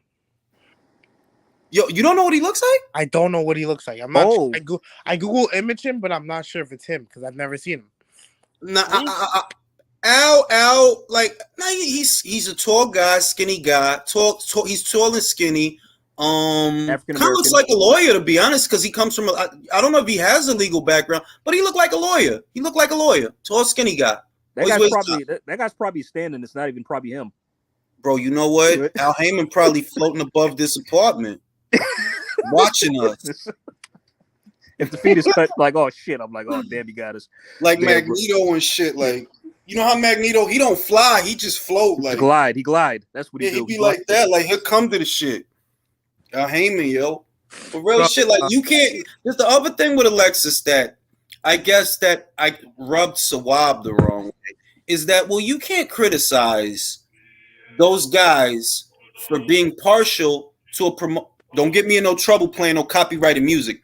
You can't criticize the LDBC, for example, for being partial to Al Heyman when you're the same way for Bob Arum. You think he can do no wrong. Fuck out of here, bro. That's all I'm saying. I like Top Rank. Motherfucker can't tell me I don't. I watch that shit. I like Top Rank. Like, But I I would say like literally every If card I is didn't good like, fight. We get a if I good didn't fight. like Top Whether it's Rank, on I the wouldn't have undercard or went. the I main wouldn't event. have went to. If I didn't like Top Rank, I wouldn't have went to 3 or 4 of their cards last year. That's what I'm saying. Like, I like Top Rank. His disconnect is he think that we all supposed to act like Matchroom sucks. No, I'm sorry, bro. This year, Eddie outdid Bob. Yeah, it's facts. He really did. Ain't shit you could say about it. He It's probably got fucking- knockout of the year. That's why everybody be hating on Eddie. Everybody be hating on That's- Eddie so hard. That's what that's what it really is, Candace. That he get mad when I'll point certain shit out. That listen, the biggest show in America, and I said this months ago, the biggest show in America is going to be Canelo versus Golovkin. That's going to be the biggest show. Nothing that they doing is going to generate more money than that. Nothing that Al is doing, nothing that Bob is doing. The biggest show in the world probably is going to be Joshua versus Usyk. Why? The money. Nothing was bigger than that. Well, You talking about? I What watched was the that fight. viewership for that, by the way? I don't know because I know it was I do know Sky Sports, the pay-per-view, because it was pay-per-view in the UK on Sky 1.2 million for the pay-per-view. 1.2 million. Hey, It did- Jules, that Teddy Near says that picture ain't Al Heyman. That Al Heyman's actually a computer. He is a computer. He's a fortune cookie. Nah, but like, let's take away Canelo and AJ. Card for card, the whole calendar year. Put up Matchroom put up Top Rank, Jules. And who's winning? Think about it this way. Like I said, he know what he meant when he called Bam a reject. You didn't mean that as a compliment, bro. You didn't mean that as a compliment. You meant that he just a Top Rank reject, bro. Top Rank has Edgar Berlanga, Josue Vargas. And he ignored when Rick Glazer said like Alexis. That was a screw up in Top Rank. There was some internal conflict, and they messed that up. They really wanted him back. Yeah, like fam, Like, come on, bro. You you could like Top Rank. I like Top Rank, but for you to try to act like Matchroom don't put on good. All right, bro, then you do that, bro. You fucking do that, bro. Okay, Does he know what Bam has done ever since he's been on Matchroom? Like, no, really? if he did, look at what he's like. I said, look at what he's saying about Katie didn't contribute. Like, bro, you don't know what the fuck you're talking about, bro. You sound fucking stupid. Serious. He's gonna watch Zerto versus Bivol. No, you know what the other shit is? He was literally. Oh, that's a Golden Boy card. Never mind, that's a Golden Boy. That's not a Golden Boy card. I'm just using his logic. In his mind, it might be. I didn't know Golden Boy had connects in Abu Dhabi. I thought that was Matchroom. Me too. Let him tell it. It's Golden Boy. So I guess according to him, if like a Top Rank fighter or like a fighter from a promotion, that means that fighter's promotional company's involved. Even though ain't no boxing fan on earth should be celebrating Bob delaying the undisputed at 175, but he was celebrating that shit. That's what I'm like. See, that's why. God. That's what I remember about the groups that I rock with you. But after a while, with the shit that you be saying, you lose me. Because why the fuck would I, as a boxing fan, celebrate that Bob is blocking undisputed? Why would I celebrate? What is good about that? I remember y'all going back and forth when he tried to say that Better BF beating Smith is a bigger profile than Bivol beating Canelo. And you remember that shit, bro? Listen. And I remember. Yo, listen. If it was a bigger profile boost, Better Beef would not be the one flying to London hoping that Anthony Yard's fans will buy tickets, okay? You sound stupid. I'm sorry. Better Beef is not a draw in America. You fucking know that. Beating Joe Smith at that casino in upstate New York, that's bigger than beating Canelo. On what planet? And plus, everybody came to see Joe at that fight, not Artur, right? That's the other shit. Those was Long Islanders driving up that fight. That was the union from his construction company. That's the union crowd. And people from Long Island. But that was all Teamsters. But you really trying to, beating Joe. Like, man, come on, man. Now you just arguing stupid shit now. Come on now. Yeah, Jules, you get so passionate when you get personally, like, yo, I don't know about y'all, but I tuned in because what round is Artur gonna knock Joe out? That's why I watched. 6. So, of course I like Artur. I think he's a great fighter. Of course I like Artur. But you don't have Bivol's marquee value. That's why they flying you out like a renter champion. Like, all right, we got him in New York. Now we gonna rent him out to Frank Warren in the UK, and we gonna hope that Yards fans buy the fight. Why you think it's in London? Where is Anthony Yard from? London. Where's Joe Smith from? New York. It's not complicated, bro. And what's worse is you know that, but you play dumb. Well, play dumb by yourself, and play with yourself. To pivot real quick, did you catch what Iga said, Jules? When he said, like, no, we want to do the fight with Fury in Saudi Arabia. Who said that? Igas. To Talk Sport, like, oh, we want to do it in Saudi Arabia. They're gonna have a problem with that. I'm saying they're gonna have a problem with that. They might, because the main thing is that I'm not gonna say that he can't. I don't know can't. I'm just saying that you haven't done nothing with them yet. You know, Bob hasn't done nothing with nobody in no fucking Saudi Arabia. No, you haven't done shit. When you went over there and tried to get the money for Bud versus Pacquiao, you came back empty-handed, didn't you? You haven't done nothing with them over there, bro. All right. And we don't know if Usyk's gonna re-up with Matchroom, huh? Or if they got an option on him, huh? I mean, like Usyk is moving a little weird. Not weird bad, but it's like it's not clear what's gonna happen, because what I see is I don't know if the top ranked people and the Queensbury people gonna really push for this. You know, like I don't know. He didn't sign to them, you know. He's not signed to them. It's not like he didn't ink a deal with Top Rank. You see what I mean? He didn't ink a deal with Frank Warren. So I'm like, I don't really know what's going on here. Like, what's going to happen? Like, what's going on? What's going to be his best move, though? Do you think Top Rank's using their guys to push for mandatories? The logical fight, Martin, is the Fury fight, because the problem is if you don't fight Fury, you have 3 mandatories waiting, and one of them is Joe Joyce. Frank Warren and Bob Arum have always had a way with the WBO. If you don't fight Fury in a timely fashion, they'll order it. They'll order it. And there goes undisputed. There go. You better beat him. Fuck around. Joyce will actually win. Shit. This is what I mean. That like this is that you jeopardizing it. That y'all need to move on this and move on it fast, because you got Daniel Dubois. Look, he could beat Daniel Dubois. Ain't nobody fucking worried about him. He could probably beat Hrgovic too, because ain't. But it's Joyce. That's your problem. That's the guy that, like, look, you beat him before, but that was in a 5-rounder. You know, like, you have what it takes to beat him. Don't get it twisted. But he also has what it takes to beat you. He does. So you want to do this Fury fight sooner than later. You do. You want to do this. But then you called it too. The Dubois fight is on the back burner for Wilder if they want to get Wilder over there in the UK. Mm-hmm. So they're putting Dubois on ice. They're probably going to put Dubois in there with Char. You never know. In November, because he's supposed to be coming back in November. Bro, so maybe it's Dubois versus Char.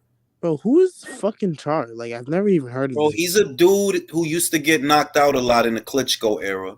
Because he's from the Klitschko era. The only reason that Char survived the extinction of the dinosaurs is because he was away for 3 years. He was in court with the WBA over a Reggie belt, and he won the case, but something happened. Like, something happened. Yeah, the meteor hit, man, and he wasn't there. So exactly, basically, everybody was when gone. The meteor hit, he was in court with the The only reason he survived is because he was out of action for 3 years. He's literally from the Klitschko era, the like Vladimir and Vitaly and them. That's the era that he's from.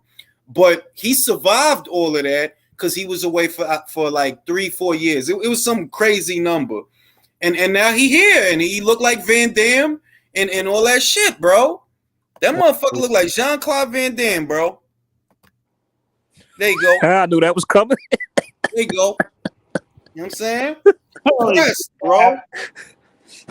Put up the hard target one. You got the it's a quest, bro. You know, like Dan though, like underrated Van Damme movie though was Time Cop. I love that shit. Time Cop, Double Impact with Dennis Rodman, and Feel the Impact. Double Team. Oh no, that was Double. No wait, that was Double Team. Double Impact was when he was twins. Double Impact is where he's fucking his brother's sister on his brother's girl on the boat. I double team with Dennis Rodman. I agree. Tom Cop and the one where he's a prison cop and he got to fight the Sandman. Death Oh Warrant. yeah, Death Warrant. Yeah, Warrant. yep. That By the shit way, was how good. was Double Team? I never actually saw that. That I shit like was that good. one. So listen, that shit was good, to be honest with you, bro. Like Okay, the fight scenes and all of that with Mickey Rourke, that shit was alright. Oh yeah, Mickey Rourke Oh, was he in was there. in it too. He was in that shit. Ooh, I'm I too gotta young put for that on any the of list. these movies. I don't know anything. Some old motherfuckers, bro. Old motherfuckers out here, bro. Oh, Y'all know- and speaking y'all of know speaking what of was, 80s, fellas, speaking of 80 movie, today is the anniversary of Commando getting released in theaters. Bro, Commando Oh, nice. was So I might have to go watch that. Nice. Commando was that shit, bro. Like How- nothing says 80s. Arnold's one-liners in the 80s. Oh my god, bro. Jules, Iconic. how many Iconic. dudes did he kill on that island in Commando? Like 75 dudes versus Bro, one? the body count is crazy. But listen, the one-liners though, like even in Conan, right? Who remember the scene where him and his mans and them is walking down the steps and the witch bitch is trying to ensnare them? It's like, take this spell or you will die. He said, we are dead, you old slut. That's What else had it? His one-liners in fucking The Running Man? Oh hell yeah. Alonso, bro. Yo, Arnold's one-liners, man, they was great. Maria Conchita was hot in the 80s, bro. Bro, she was in Predator, bro. In Predator 2 with Danny Glover. Remember she was in Colors? Bro, she's Look at me, Pac-Man. Look at me.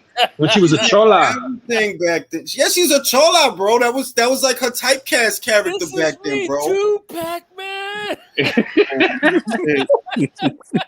But yeah, Now, yo, Jules, who was the joint? Who was Arnold's joint in Total Recall though? She was hot too. Sharon Stone. God, No, not Sharon Stone. What's her name? No, I don't know her name, but I remember because she was also in Con Air too, as the prison guard. She's a lot of shit, man. But I'm about to close it out. It's about to be 11. So y'all know. On that note, Let me ask you one question before. Go ahead. Why would anybody, especially over in the UK, accept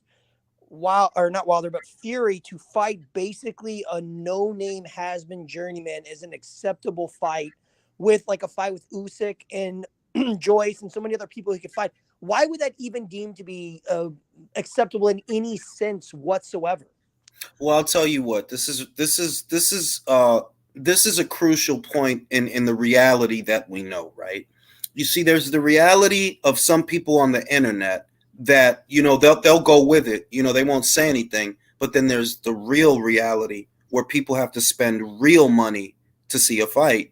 And I'm telling you, you could probably do a decent gate because the Brits like to go out. They like to get drunk. So you could probably do a decent gate with a Fury fight. But at the box office, people not going to pay to see that. I'm telling no. It better not be Char. Chisora is a little better than Char because he has a following. But even that, people saw this already. Do they really want to pay pay-per-view prices right now to see that again? No. How can you be furthering your career? I mean, especially with the fact that he's retired, quote unquote, retired so much, and he's basically been an attention whore, holding up the heavyweight division, basically he's being annoying. How can you fight these shitty fights? I can at least see the argument with Wilder. He doesn't want to take the main thing is that I sympathize with this when it comes to Fury. You need a tune-up fight. I understand that. Like, no, you shouldn't sit out because Usyk wants to wait till next year. If you can fight, then fight. You know what I mean? I get that you want to be sharp, and I don't even hold that against him. The Char fight would be a good tune-up fight then. Nah, you know why that's not a good tune-up fight? You can knock that. You can literally knock that guy out in a round. Yeah, it'll be over in a round. You're right. If you can knock the guy out in a round, or you can knock him out whenever you feel like, no, it's not a good tune-up fight. It's like a balance almost. Like I would say, a good tune-up fight for Fury would be Ali Demirezin. Hey, that's a good tune-up. Oh yeah, because he's coming off when he beat Kaneki. Yep. The chick's name in Total Recall was Rachel Ticotin. That's her. That's it. All right, now, why is Ali Demirezin a good tune-up fight? You want to work a little bit, You want to work a little, like, yeah, you want some resistance because you need to sharpen up, you He know? just beat Adam Kanaki as well. So. Yeah, exactly. So you want to sharpen up. It shouldn't, like, no, Martin Bacol is not ideal, but why bring up Martin Bacol then? Well, you want pay-per-view money, bro. If you want to sell it as a pay-per-view, then you're going to need a good fight. If it were a regular BT fight, do what you want. If it were a regular BT sport fight, but you want pay-per-view type money to get out there. So you're going to need a good dance partner. So you're going to need a good dance partner to justify what it's going to cost to pay you to get out there. That's the problem, that you running out of people that could get you the kind of money that you want. And every time you get out there, no, it can't be 30 mil every time you get out there. You could get 30 with Dillian because people know him. Yeah, they'll buy the fight because they know him in the UK. They know you in the UK. It'll do a good gate. Yeah, with him, you can't expect that for a Char. I don't even know about a Chisora, bro. Just being real with you, like maybe on some, you know, maybe he'll throw a chair at you or something. And I don't know, maybe it'll get people excited, but you beat him 2 times already. That's reality. And where you're the level that you're at, that you're a 2-time unbeaten WBC champion, you still got a belt. You are supposed to be fighting better people than this, bro. Even in a tune-up fight, yes, you are supposed to be fighting better people than this. Even as tune-ups, you can't look at a guy like Char and Chisora is pathetic. Why? You beat him already. If you're looking at him, you're letting everybody know why you're looking at him, because he can draw, and I need a dance partner. I mean, Jules, maybe if like Chisora was coming off like a lot of wins and he beat like a lot of decent opposition lately, then maybe that would make the fight more appealing. Maybe. I'm going to ask you a question. If Anthony Joshua pulled up Kubrat Pulev for another fight, you would watch it? No.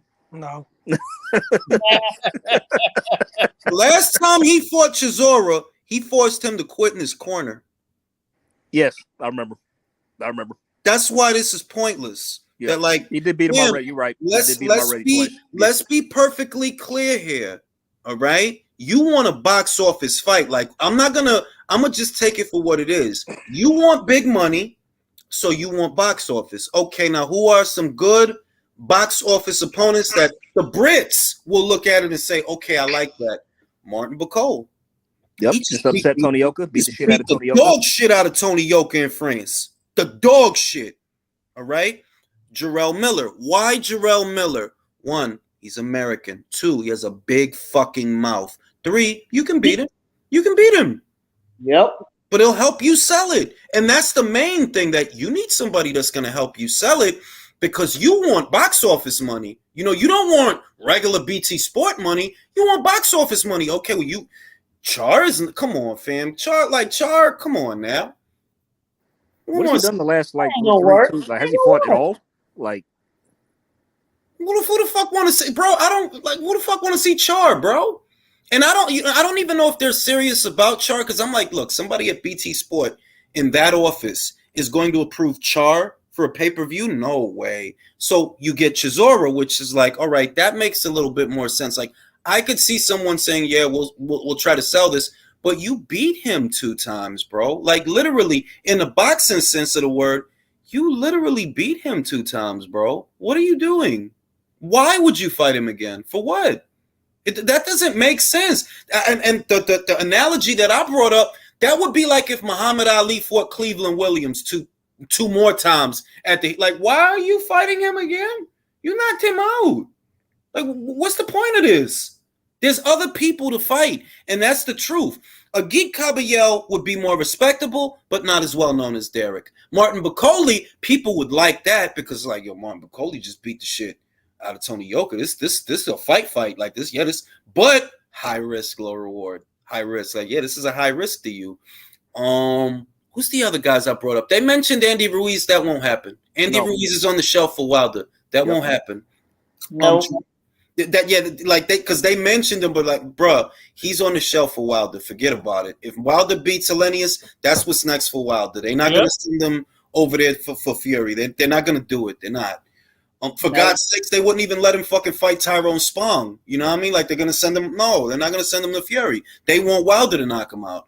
Jarrell Miller was another. Who's another one? Who's another one? I still think he should fight Joe Joyce. I would say that it's in-house. You don't have to worry about commercial rights with Joe. High risk, low reward. But high risk, low reward. But would it sell if you told the Brits Joyce versus Fury? Oh yeah, it would sell. It would definitely sell because they just saw Joe stop Joseph Parker. So yeah, they'll like it. But it's high risk, low reward. Any word on Zhang's next opponent? I don't know, man. I think Zhang he'll fight AJ. I think he should. Dig up Lucas Brown. He's coming off a good win. Now, I think Lucas Brown. I heard something about Lucas Brown and somebody else I heard he got a fight coming up. I'm trying to remember who it is, but I heard he got a fight coming. And I don't want to see Lucas Brown. No. Like I'll take AJ versus Zhang. That's a good fight. Yeah. That's a good fight. They both got pick of the litter, man. He's got Zhang, Wallin, Hrgovic. All these guys. He could choose all these guys and fight in the backyards. And the shit is, those are fights, and people not gonna understand that. Look, if you were unbeaten champion after all these years, you're a 2-time heavyweight champion. You're still unbeaten, right? You supposed to be competing at a certain level. You can't go backwards. You can't, you can't go backwards, bro. The way it was for AJ, it was difficult because all these guys is top 10 guys. You see what I mean?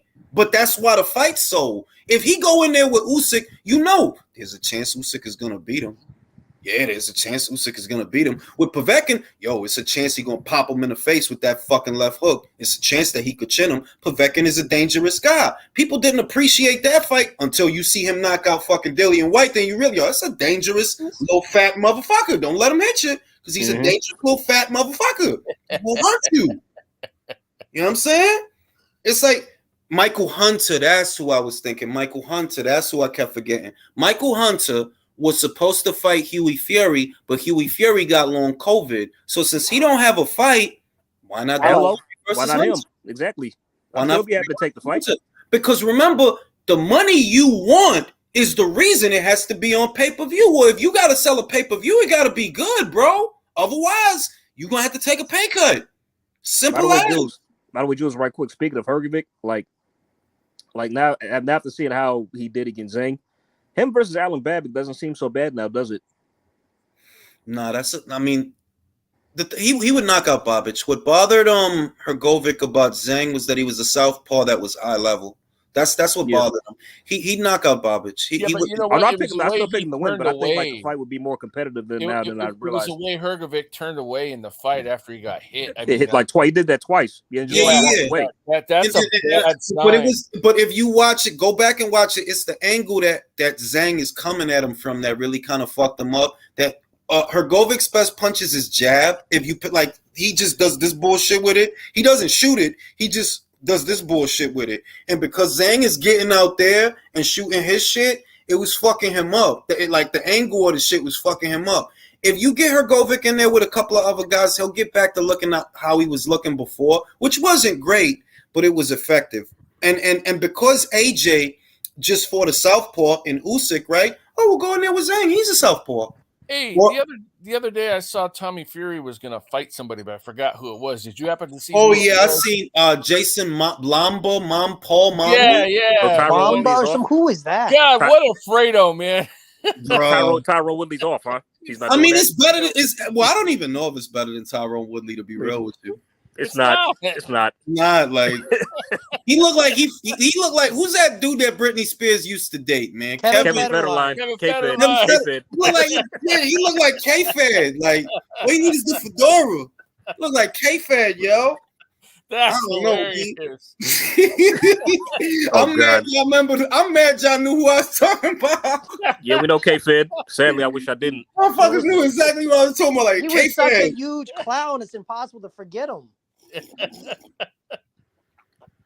But with Fury, the main issue is the pay scale. That's his issue. That he's not going to get out of bed for peanuts. It's going to take box office money to get you in the ring. But how do we do a box office fight without risks? You know what without getting an opponent that might really give you a fight. And you know that Fury is skittish because of the Wallin fight. That wasn't supposed to be like that, bro. That was supposed to be like Schwartz. That's what they thought that was going to be. You wasn't supposed to get cut. If they would have stopped that fight, I think he would have lost. honestly. I mean, I've seen. Look, I'm not gonna be bitter. I'm just gonna say I have seen fights stop for less than that. If Oh, Wileen yeah. had if Wileen had the cut, it would have been stopped. That's what I mean. Yep. Like I saw in Andre versus Akavov. Akavov wasn't bleeding. Akavov wasn't. Oh woozy. yeah, that was one of the worst stoppages I've ever seen. Akavov legs wasn't spaghetti, but the ref stopped the fight. I was like, what the? It's like, wow, what the heck? Like that stoppage was crazy. That was like one of the worst I've ever seen. Like, and that's what I mean. That I have seen fights stopped for less than what was on Fury face. They're like, yo, that's a really bad. It was a really bad, really deep cut. It was in a bad place, right above the eye, where the blood can get into the eye. I've seen fights stop for shit like that. If you wasn't Fury, that fight gets stopped. But I'm not gonna be bitter. All I'm gonna say is, look, you don't want a situation where you expecting a Schwartz and you get a Wallin. You know, because if you get cut, well, that delays the Usyk fight. You don't want to deal with none of that shit, which is why he being so fussy about who he gonna fight. He being real fussy with the shit. Like, bro, you shouldn't be looking at no Chaw and you shouldn't be looking at Chisora again. There's people out here to fight. The problem is you might end up in another Wallin looking type fight, bro. You might. And the thing is, you want easy work, but you want to get paid a lot of money for it. Who is That's the thing. Andrade supposed to fight next? Bro, I have no idea. None. No rumors, no intel. There's nothing, bro. Oh, there's not gonna be intel because there's not gonna be intel on Andre, right? Because who checks for him? Nobody. Nope. Yep. Okay. Fair point. Fair point. That's all. Only idiots on Twitter that like to argue about shit is like paying motherfucker. No, they not checking for him, bro. Hey, Vladdy V says Hergovic versus Joyce would be fire. I think Joyce would. Oh, that'd be good. I think Joyce would get him. Joyce would get him. Joyce would get him. I think Joyce would get him. You know, I take that idiots who like to argue Twitter personal, by the way, because I'm the idiot who likes to argue these people on Twitter. Hey, at least you're honest. I'm just saying, bro. I'm just saying. And look, man, all I mean is like, look, you know, like the fan base of Andre seems to only exist in a digital environment. And I'm not knocking him. I'm just being honest that in the real world, there is not a lot of marquee value there. It's not, you know, I'm not trying to knock him. I don't mean anything bad, but just being honest. No, people don't check for him. Come on now. Come on. But I mean, because I was Team Andre for a while, but like after this, I can't defend this, man. It's just as a customer. It's just as a customer. It's like if you go to McDonald's and you know you want an ice cream, and every time you go, the ice cream machine is broken. We all know that's a running gag. After a while, you're gonna stop asking for ice cream. So when you don't stop be in asking, shit, it's gonna work. when you don't be in shit, when you just don't be in fights that people want to see for whatever reason, whether it's your fault or their fault, whatever, right? If you don't be in fights that people want to see, after a while, it's like, fam, I ain't gonna keep doing, like, you don't be in shit, bro. I'm getting Chocolatito versus Estrada 3, bro. I'm getting that. God, I wish that was for a Pico title. versus Ramirez, bro. Taylor versus, McCaskill versus Cameron, all right? Shields Marshall, Mayor Bound. I ain't got time to be. What is it now, bro? What happened? Why didn't you fight? We supposed to argue about why you didn't fight Yanni back. And we supposed to argue, like, no, I'm not going to keep doing that, bro. I'm just a customer at the end of the day. I'm not the fucking guidance counselor, not the parole officer. You don't be in shit, bro. We are 10 months into this motherfucker. You haven't fought nothing. You or Charlo. Have you met anybody who is an actual fan of his, like in real life? That's what I mean. But now do you see what I mean? That how could you be a fan of this? How? Right, you can't. How, it doesn't make sense. One of the most disappointing careers of any guy who actually had talent or a chance. It's sad how everything has gone. And I've always maintained, because I kept up with it, and there was a time when I was more invested, but near as I could tell, where he's at is a mixture of fights that he avoided and fights where he was avoided. That's where because he did avoid fights. He did. But he was also avoided. Like, yeah, look, Golovkin could have fought him. Let's be honest. Yes, he could have, but he didn't. You know what I mean? He didn't want to fight him. Charlo didn't want to fight him. That's the truth. Canelo, you didn't want to fight him as well. Canelo, you can make that argument, but look at what Canelo was doing. unifying a whole division. You're telling me Andre is more important than that? No, the fuck he ain't. Stop. Hey, Jules, quick question. How is Dante's Boxing Nation blaming Canelo for Shields getting stripped of the lineal? Because look, Dante's Boxing or the Nation. ring mag belt, I mean. I'm sorry. It's what happened to Clarissa is very simple. It's the same thing that happened to Rigo, all right? Ring Magazine's title has a stipulation that every 18 months you have to fight either a top 10 or a top 5 in your division to keep the lineage, to keep the Ring Magazine belt. Clarissa has not fought as a junior middleweight in over a year. That's why she got stripped. That's all. It's not a conspiracy. That's literally it. And that they did it to Adonis Stevenson. They did it to Rigo. They did it to her. You not campaigning as a junior middleweight. You at middleweight. Simple. It's just wild how these channels come up with these like wild ass conspiracy theories, though. Yeah, man. but Dante whole shit, which is wrong. I don't respect that dude, man. Like, you sell division, you sell hate. You don't like you literally sell hate to people. Oh, they stripped her because, bro, it ain't got nothing to do with that. It's because she hasn't fought as a junior middleweight in over a year. But you're gonna tell all your subscribers this made up shit that's gonna put more hate. It's gonna put more hate in their heart because they think this is a travesty. No, it's not. She just hasn't fought as a junior middleweight in a long time. That's why. You mentioned that yesterday. I was sorry to interrupt you. I was listening to the replay you had with Coach yesterday, and you guys were both talking about how the fact is that these people are making a living, if not a career, of finding a certain fan base they can sell an ideology to, and they don't have any other option. They don't have to turn away from it because these people are coming back listening to it like it's a drug. So I'm not excusing it. It's awful, but he's started and continued to sell hate and not boxing. Well, what else is he going to do? He can't start telling the truth because he'll lose his revenue. He'll lose money. Exactly. It's the same thing with the Wilder channels. It's the same shit I be seeing with them too. Exactly. They're at a point that their revenue stream is based on narratives and gimmicks. They're not even really sports channels. Like, the more I think about it, to be honest with y'all, I don't think of them as boxing channels. Like, bro, y'all don't talk about boxing. Y'all motherfuckers talk about anything but boxing, to be real with y'all. They just peddle propaganda. Yeah. And it's like you putting hate in people's hearts that don't need those clicks, man, for the money.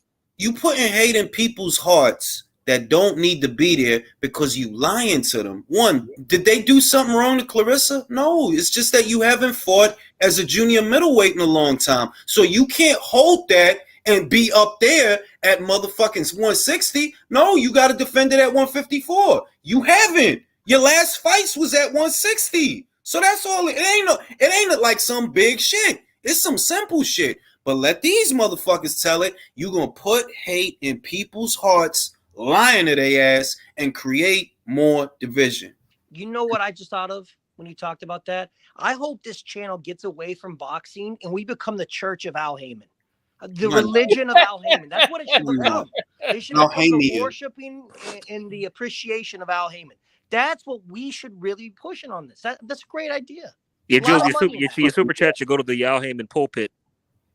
I'm going to do that. All right, everybody, I want a bunch of super chats to donate to the Al Heyman pulpit. We're going to make the Al Heyman School Center. We're going to have a swimming pool. What types of shit? We'll cut your haircuts like Al, have receding hairlines, all that. Yeah, we'll cut your hair just like Al. You don't actually have all jokes aside, what they do is really despicable because remember what I said. When you talk about certain subjects, it's going to elicit an emotional response. People will become illogical because you're talking about something that they're familiar with. And they package their misinformation with that. They're like, fam, they didn't do Clarissa dirty, first of all. It's not like, no, it's not a crime. They didn't do nothing wrong. It's just you don't campaign as a junior middleweight no more. Now, if you go back, obviously, they're going to have to give it back or you could fight somebody for it. But if you haven't fought in that division for over a year, what do you expect? And they brought up the WBA shit with Choi. I seen somebody bring it up, and I'm like, those two things are not interconnected because we're not talking about a WBA title. We're talking about the Ring Magazine title. And the Ring Magazine title has always had that stipulation that if you want to keep this belt, you literally have to defend it against the top 10 divisional fighter. Not top 10 in the WBA, top 10 in the division, which is why it's such a prestigious belt, which is why it's hard to keep. Because you can't just hold it hostage like the other belts. You can't just sit on it. You have to defend it. That's what, like, that's a big part of the reason I like the Ring Magazine belt. But if you haven't fought as a junior middleweight in over a year, what do you expect? Exactly. Right. Then they stripped Adonis Stevenson for not They defending stripped Adonis Stevenson and Rigo. Yep. That shit ain't nothing new. They stripped Fury of the shit. While he was away, they stripped him of the shit. Like, you can't just hold on to this shit and be away. And I'm not talking about recently. I'm talking about in 2016. Go back and read. I bet when he beat Vlad, yeah.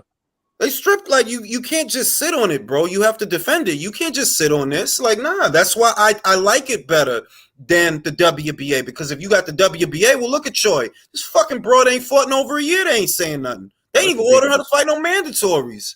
Like she got to have some pull behind her. Yeah, and I'll tell that. you this: like, the really. minute she fights a good fighter, she's gonna get smoked. No, she losing. She losing. I pick Alan Michaela or Alicia to beat her.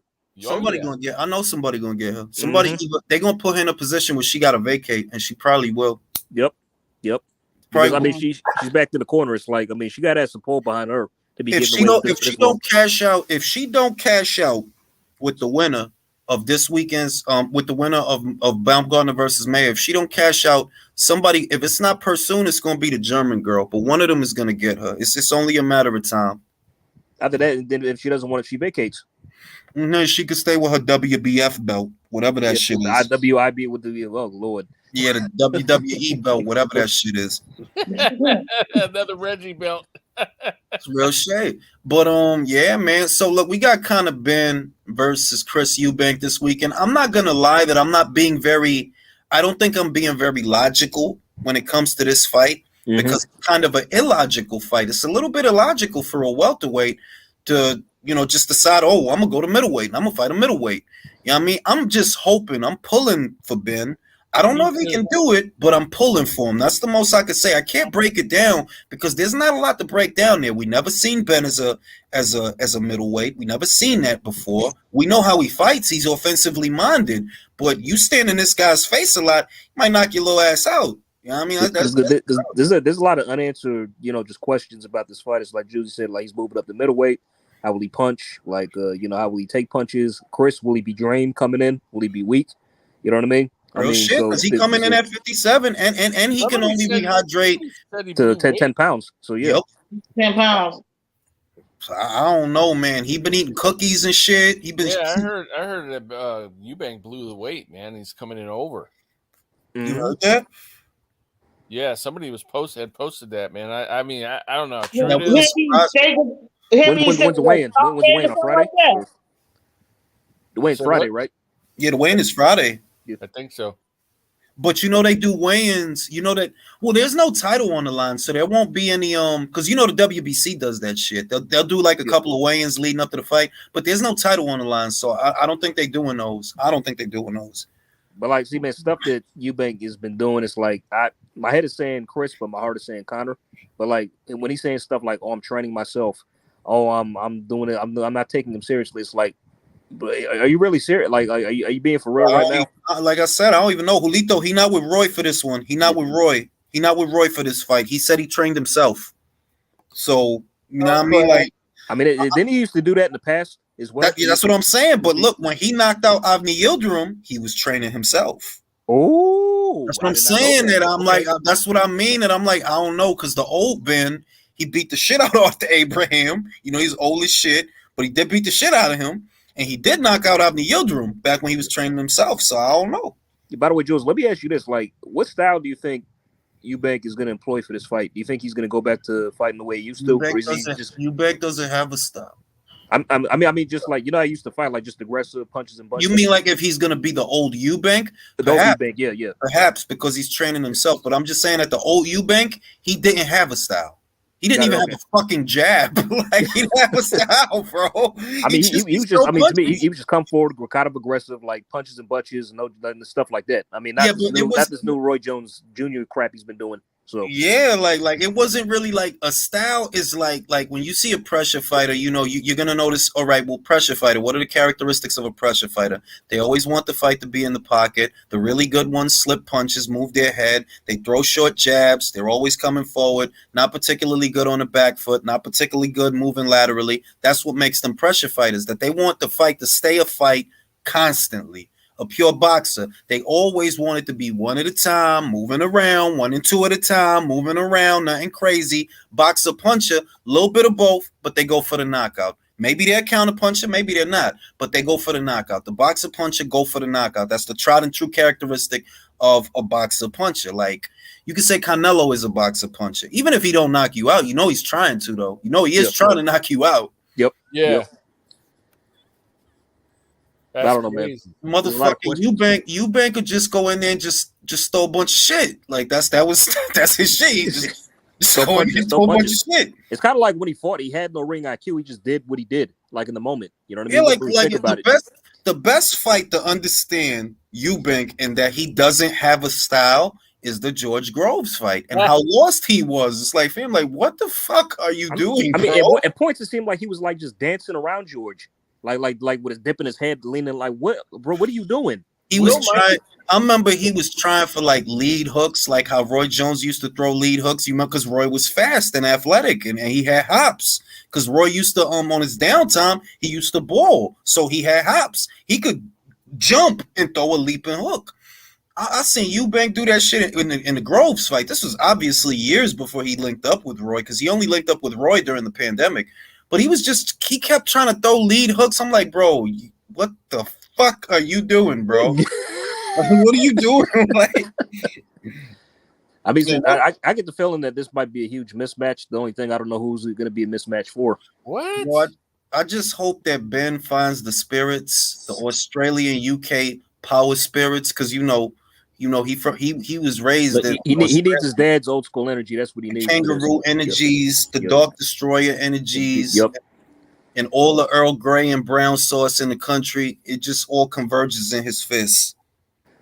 Because if Eubank loot, bro, it's I think it's a wrap. Like I don't think he can go out in public. Come on, if he loses to a welterweight, he can't go out in public no more. He's done. Hey, Jules, Shaw says Eubank, brother passed away due to drowning, and he left a kid behind. Well, it was a heart attack. He had a heart attack. It was a heart attack because he had the heart attack while he was in the water. Is what I read. He had the heart attack when he was in the water, and that's why I think I said it at the top of the show. That I think that's why his daddy is bugging out so much, because he's going through anxiety. Like, I'm not even going to joke about the shit. He probably legitimately going through anxiety right now because he see his son, he got these weight stipulations, and he's probably worried. You know what I mean? So I ain't even going to clown him for none of that, but, you know, it is what it is, man. Let me read the super chat. I hope not, for the love of God, Conor is going to repeat history and bum rush Chris like Nigel did in the first fight. He has his father's temper. Well, I mean, that's how Conor fight. Like Conor's not a pure boxer, you know what I mean? Like he rushed guys. So yeah. That's how he got the knockouts with I noticed with Van Heerden, he just kind of like overwhelmed them more or less and just he rushed them, and he was rushing, even though he was a little bit hard to catch and he didn't expect that. He was rushing Granados, but who knew that Granados was going to decide to move and punch and box? I like how he boxed out Jerry. He put on a good performance in that fight. I like his boxing in that fight. I hope he do that shit with motherfucking Eubank. On that note, gentlemen, I'm gonna call it a night. All righty. All right, everybody. Thank you, Al Heyman. Thank you, Al Heyman. Praise you.